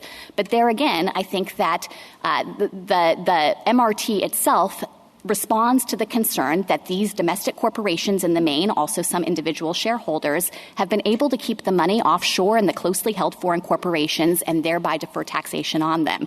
So with respect to every possible point of difference, we just don't think it holds up as a descriptive matter. And so there's a real concern we have that if the court goes down one of these roads and nevertheless invalidates the MRT, it's not a principled distinction. And then with respect to the implications of the furthest reaches of your argument that Justice Alito was asking about, and you said with respect to a number of taxes which we'll probably never see in our lifetimes, but you said if we did see them, you would probably defend them. I mean, when you say that, that's your job, right? Yes, we generally defend the constitutionality of statutes. Yeah. So how should we think about that set of possibilities? So I think the important starting point is to recognize that those are hypotheticals, as you mentioned, that are unlikely to ever come to pass. There's a really good reason that Congress frequently chooses to tax based on realization, and it's the administrative practicalities of the situation. Otherwise, it's complicated to track fluctuations in value over time or to engage in the valuation analysis for assets that might be hard to value. So in the main, Congress frequently does choose to rely on realization, and I think some of the hypotheticals about taxing all people who have shares or taxing all home appreciation are unlikely ever to come to pass. But I also think that it's important for the court to not rely on concerns about those types of far-fetched hypotheticals to announce bright-line rules about what the 16th Amendment requires that could actually take down critically important provisions of the tax code and that respond to real-life concerns and very legitimate exercises of the taxing power. In particular, many of the times when Congress has chosen to tax in the absence of realization, it's because taxpayers can abuse the rules. They can manipulate realization events, or they can make use of certain structures or financial instruments to shield assets from taxation. And any coherent or proper administration of the tax code has to be able to respond to that kind of taxpayer abuse. Thank you. Justice Gorsuch? Would you agree, General, that when the court opens a door, Congress tends to walk through it? I don't want to overgeneralize on the back and forth between the court and Congress. But Justice Gorsuch, if I am anticipating correctly where you're going. I'm just, maybe you are, probably are. You usually are. But if the only bar to Congress from enacting a tax on millions of Americans' retirement accounts and mutual funds is administratability, they're pretty clever over there, aren't they? Well, Justice Gorsuch, I think that they know how to get around administration concerns pretty well, don't they? I think that there would be good reasons for them to avoid the administrative complexities that would open up. Sure, as a policy matter, but you know, isn't it the case that would open a big door? That door is already open. Congress can enact that tax. Right. No, I understand. Might have to it's been open forever in your Yes, view. Yeah, the Constitution gives Congress the power to tax that. And then in terms of your argument here as well about there's no difference between income and that kind of that unrealized capital gain. You're familiar with the 1918 tax cases, obviously. The government's brief in that case, one of my industrious law clerks pulled it, and there the government does draw that distinction and says that kind of capital gain is not income because the individual the taxpayer received nothing. And that's not income, it's a mere gain of or loss of capital value. Are you familiar with that? I'm not sure exactly which brief you're talking about. Do you happen to know the case? It's the Solicitor General's brief in the 1918 income tax cases, and it's pages 32 and 53. So I would have to look at the particular issue that was being considered there. There are a number of statutory realization requirements that could explain those statements. There have also been a lot of evolution in the thinking about these issues following Macomber. I recognize that the government has sometimes taken a broader view of Macomber itself, for example, but that was in an era when the court itself had been unclear about the reach of Macomber before the court had sharply limited it. Okay. And then I do think there is room for some narrow ground, as Justice Sotomayor suggested. If one thinks that the question is attribution, you call it. I think your friend on the other side would call it, is it realized by the taxpayer? You say, is it fairly attributed to the taxpayer? Potato, I sometimes wonder. I'm from Idaho, so I love totally that. Get that. You totally get what I'm saying. If we're talking about the same thing, you make a pretty persuasive argument that under the MRT, the Moors do have constructive control, that it is fairly attributable to them because they're a 10% stakeholder and some other facts. Again, I may be missing it. I don't see that argument in the brief. Assume that argument hasn't yet been made. okay? What do I do? I agree, Justice Gorsuch, that we haven't made the argument expressly in terms of control because we don't think that's the right standard. But we very clearly did make the argument that the MRT is constitutional for the very same reasons petitioners say that the subpart F regime is constitutional. I understand that. But just to answer my question, if we think that there's some constructive realization or attribution requirement required, but that hasn't been adjudicated yet, hasn't been argued yet, what should I do? If you think it hasn't been argued yet, I, of course, disagree on the facts, but the court can affirm on an alternative ground, even one that the party didn't raise. The court said that in Dada versus United States, for example, so I think it would be open for the court to affirm on that ground because we do think it's a very strong argument, and I would encourage the court to do so. Okay. And then you've argued that the attribution is a feature of due process rather than income under the 16th Amendment. But of all of our cases, whether we're talking about partnerships or you want to talk about S-corps or Schedule F, have treated it as whether it's a form of income to the taxpayer under the 16th Amendment. That's how we've grounded our analysis so far. It would seem quite a change to move it over to due process. Can you react to that? Sure. So I think actually the court's central case on attribution was a due process case. This is Burnett versus Wells and involved the grantor of a trust, and the court there put it explicitly in due process terms. Well, you mentioned partnership earlier, and I went back and looked at that, and due process, those words don't. You said that's the best case for you. Those words just don't appear anywhere in Justice Brandeis's opinion. It's all about whether it's, you can call it fairly attributable or realized by the partner. And I think that it's perfectly fine for the court to look at this through the lens of the 16th Amendment because you get to the same ultimate result, which is that ultimately the question then would be, can Congress fairly attribute this income to you, the taxpayer? And here we have overwhelming history and tradition going all the way back to the 1860s and 1870s demonstrating that, yes, Congress can. And are some of those factors that you'd look at whether they control the entity, whether there's some evidence of fraud in its use of the entity? What else would you add to that list? I would look at the taxpayer's overall relationship to the income and the entity. I hesitate to try to put the gloss of control on it for a couple of different reasons. One is that I think that would incentivize taxpayers to try to argue an individual case they don't have. I'm not suggesting that's necessary. I'm suggesting it might be sufficient. Yes, I would absolutely agree that might be sufficient to establish that Congress made a fair attribution decision in that case. I would just caution the court away from constitutionalizing that or saying it's necessary in every case. Roger that. What other factors would you have us look at? The other kinds of factors the court has looked at, or the statement it made in Burnett versus Wells, was whether Congress has made an attribution decision that's unrelated to any privilege or benefit. I think using that standard, it works for us here as well because there are obvious benefits associated with doing business through a controlled foreign corporation, which is closely held and could keep the money offshore for all of those years subject to tax deferral. So I think that— Let me pause you there. So the foreign aspect of it and the difficulty of otherwise obtaining some kind of tax on it should factor in our analysis, you think? Again, I think those are conditions that could be sufficient. I wouldn't want the court to say they are absolutely necessary in every case. And, of course, we have things like partnerships where there's not necessarily any abuse. It's a convenient way to structure taxation with respect to certain types of entities. This is very helpful to me. Any other factors you'd have me consider? I think you have covered the waterfront of the things that have already emerged in the case law. I guess if I step back to a 30,000-foot level, the one thing I would say is that I would urge the court not to try to set down an explicit set of principles to govern all cases for the very reasons I was describing earlier, that we have seen taxpayers latch onto that and then seek to avoid taxation. Roger that, too, okay? And that would take care, though, if we wrote that way, it would take care of all of your concerns about S corporation Schedule F, or the mark to market, and potentially the MRT.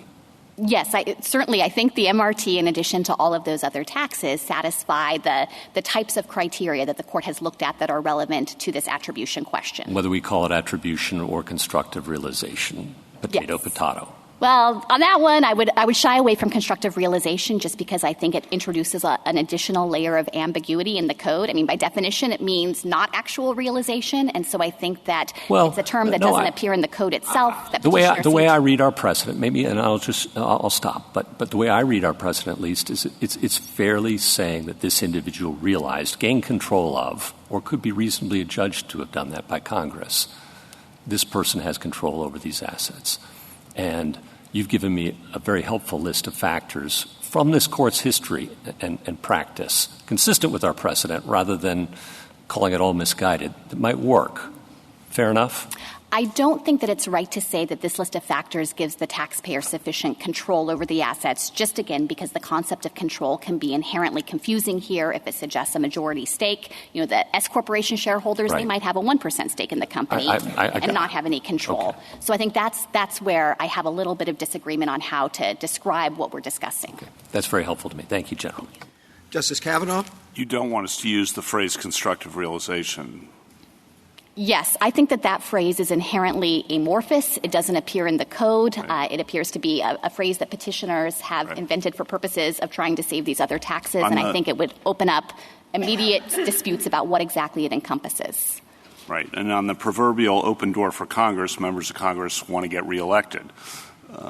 So some of the hypos I think that there are huge. That's why they're far-fetched, although who knows how things would change. On some of Justice Alito's hypotheticals, though, if things came to pass, I think you acknowledged, I just want to confirm, that unlike this case where you say that historical practice supports this, Congress's historical practice, the court's cases, if there was something novel, that lack of historical support would at least be a strike against it, not dispositive necessarily. Is that an accurate summary of what you said about that? Yes, I think that the point I was trying to make is that first, yes, there are huge practical and policy reasons why these taxes wouldn't be enacted. And second, if it came to pass, then the court could assess that tax on its own terms, and it might look to history and think, this is something new. I do want to be clear that we don't think that the novelty alone would be dispositive, as you mentioned. Certainly Congress has some power to enact taxes that it hasn't enacted before,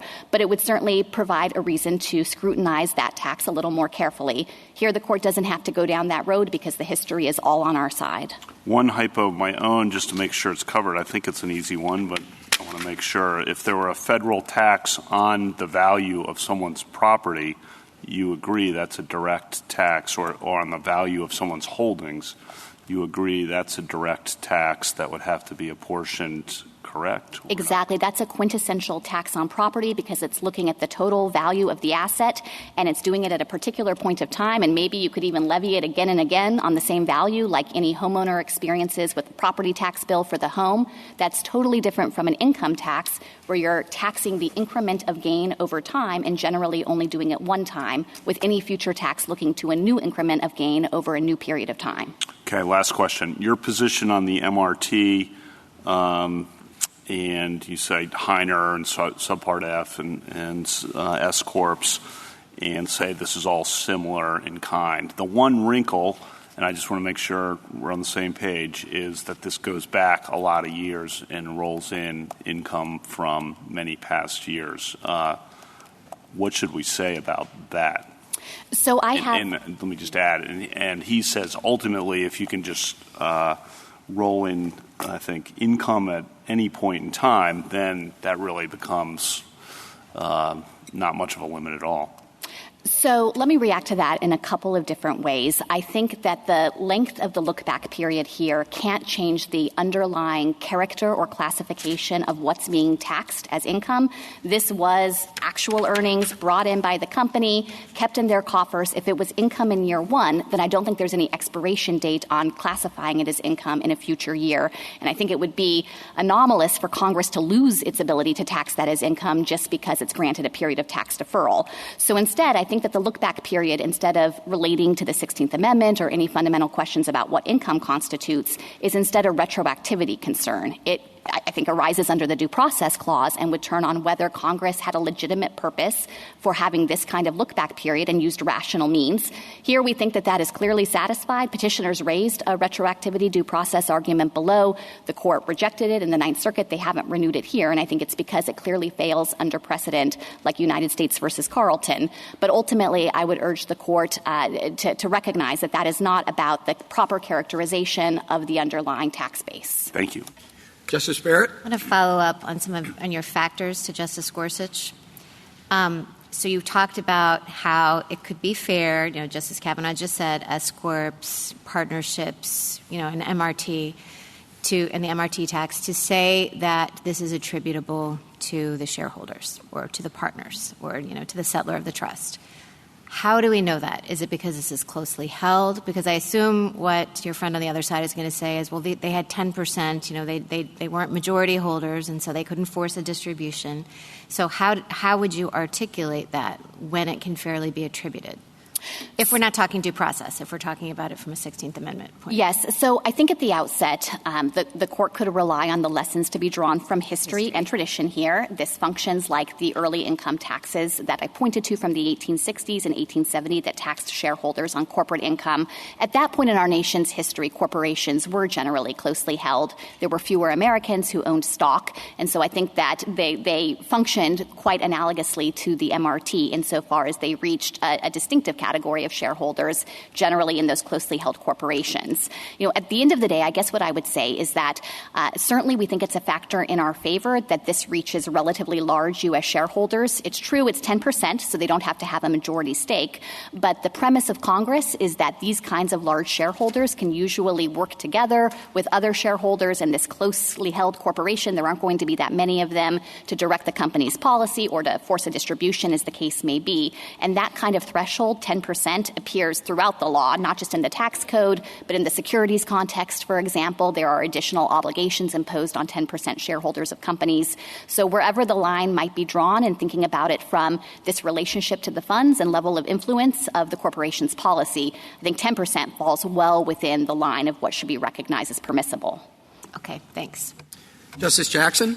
So are there drawbacks to setting this up in the way that Justice Gorsuch has articulated? I mean, I guess I'm a little concerned because I heard you respond to Justice Sotomayor by saying that one of your primary concerns is that we not suggest that realization is required.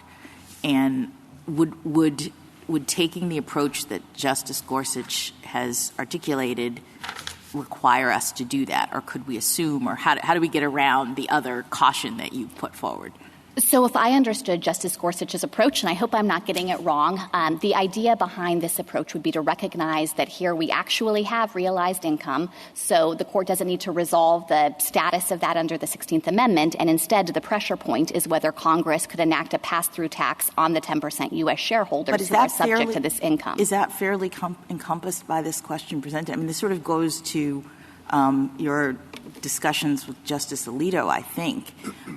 I thought the question presented was about the extent to which the 16th Amendment requires realization. So if we're going now beyond that, are we out of the territory that is fairly encompassed here? I don't think so, because I think the answer to the question presented would be we don't have to decide in all contexts. Here there was a realization. And so, as we said in our brief in opposition to this case, we don't actually think that the case presents the question presented, because here there was actual realization by the corporation.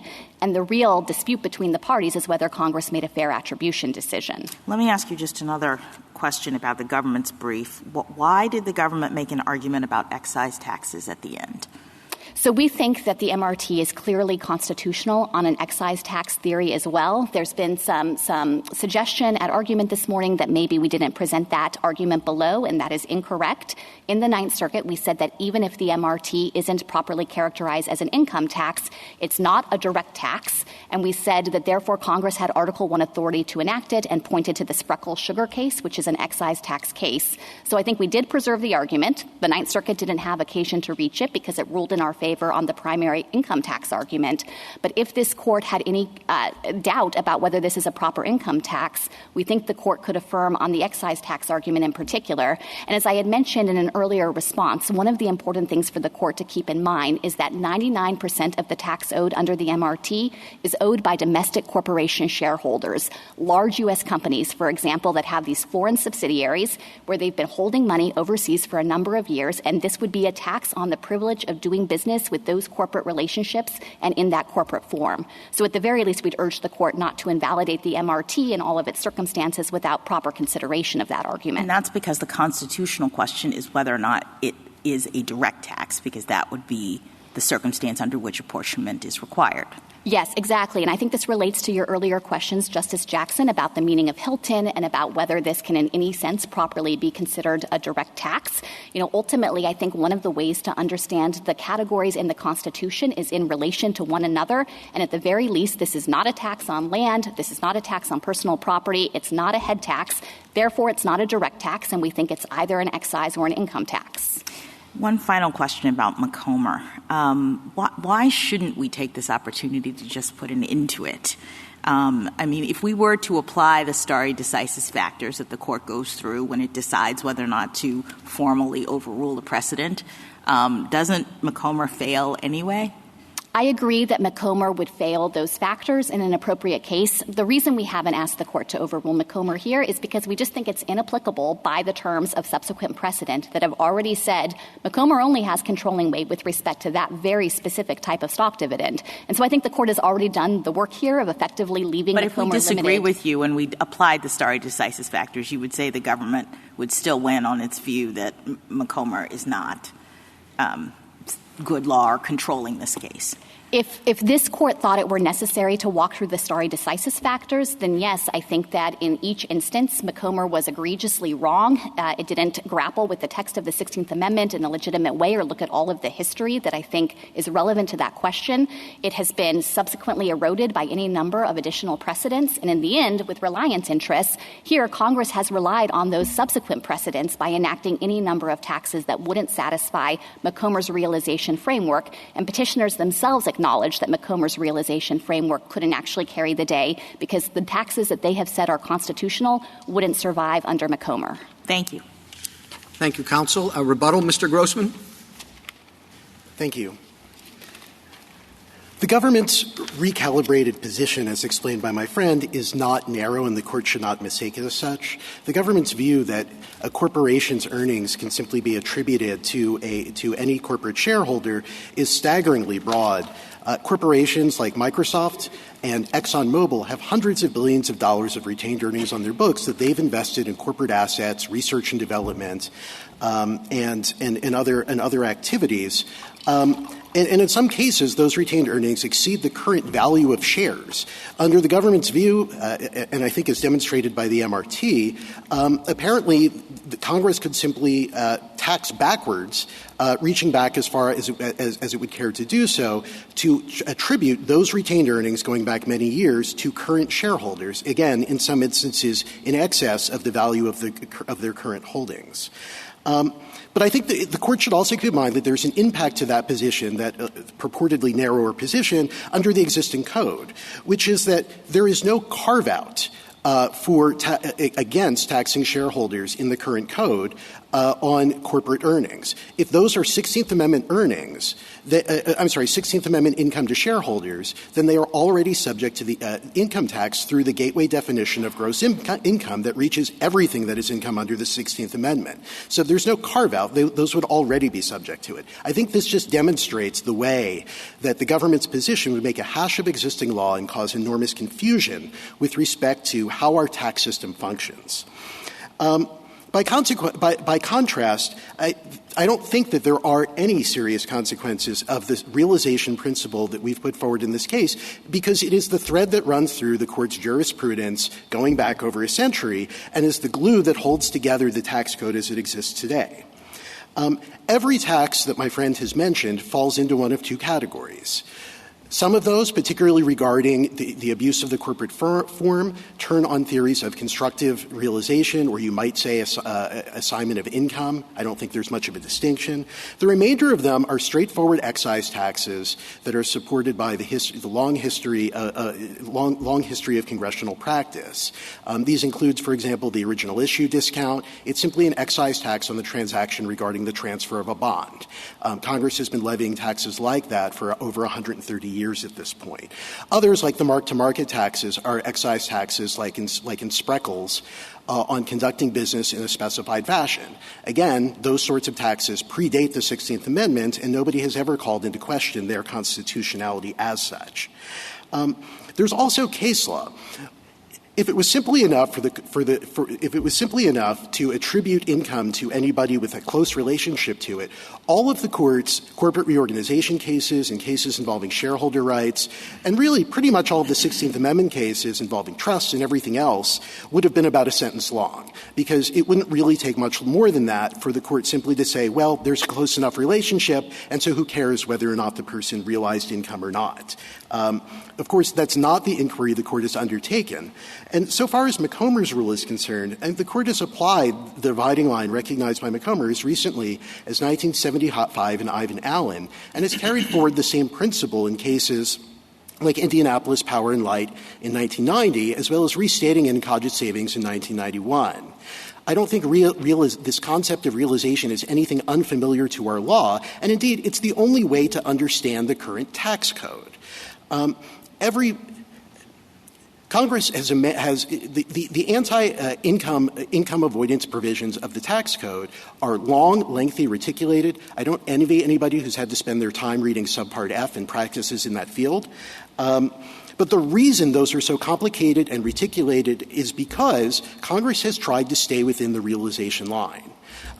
It's done everything it can to fit that framework, where it would have been the easiest thing in the world if Congress thought it had the power to do it, simply to say, well, if you own shares in a foreign corporation, whatever the ownership threshold, simply pay taxes on those earnings. That's not the way that these sorts of taxing provisions have ever worked. Instead, they get at the idea who is really earning the income and receiving the benefit by it, and that person should be the one to pay taxes on it. We think they all fit that mold. I'd like to briefly address the 1864 tax. The court in Hubbard recognized that it was a tax on property. Subsequently, in Brushaber, the court recognized that at the time that wasn't really considered or thought about as being much of a defect with respect to the direct tax clauses under sort of the reasoning of Springer. And, of course, Macomber rejected the exact same argument. We would ask the court to reverse. Thank you. Thank you, counsel. General, the case is submitted.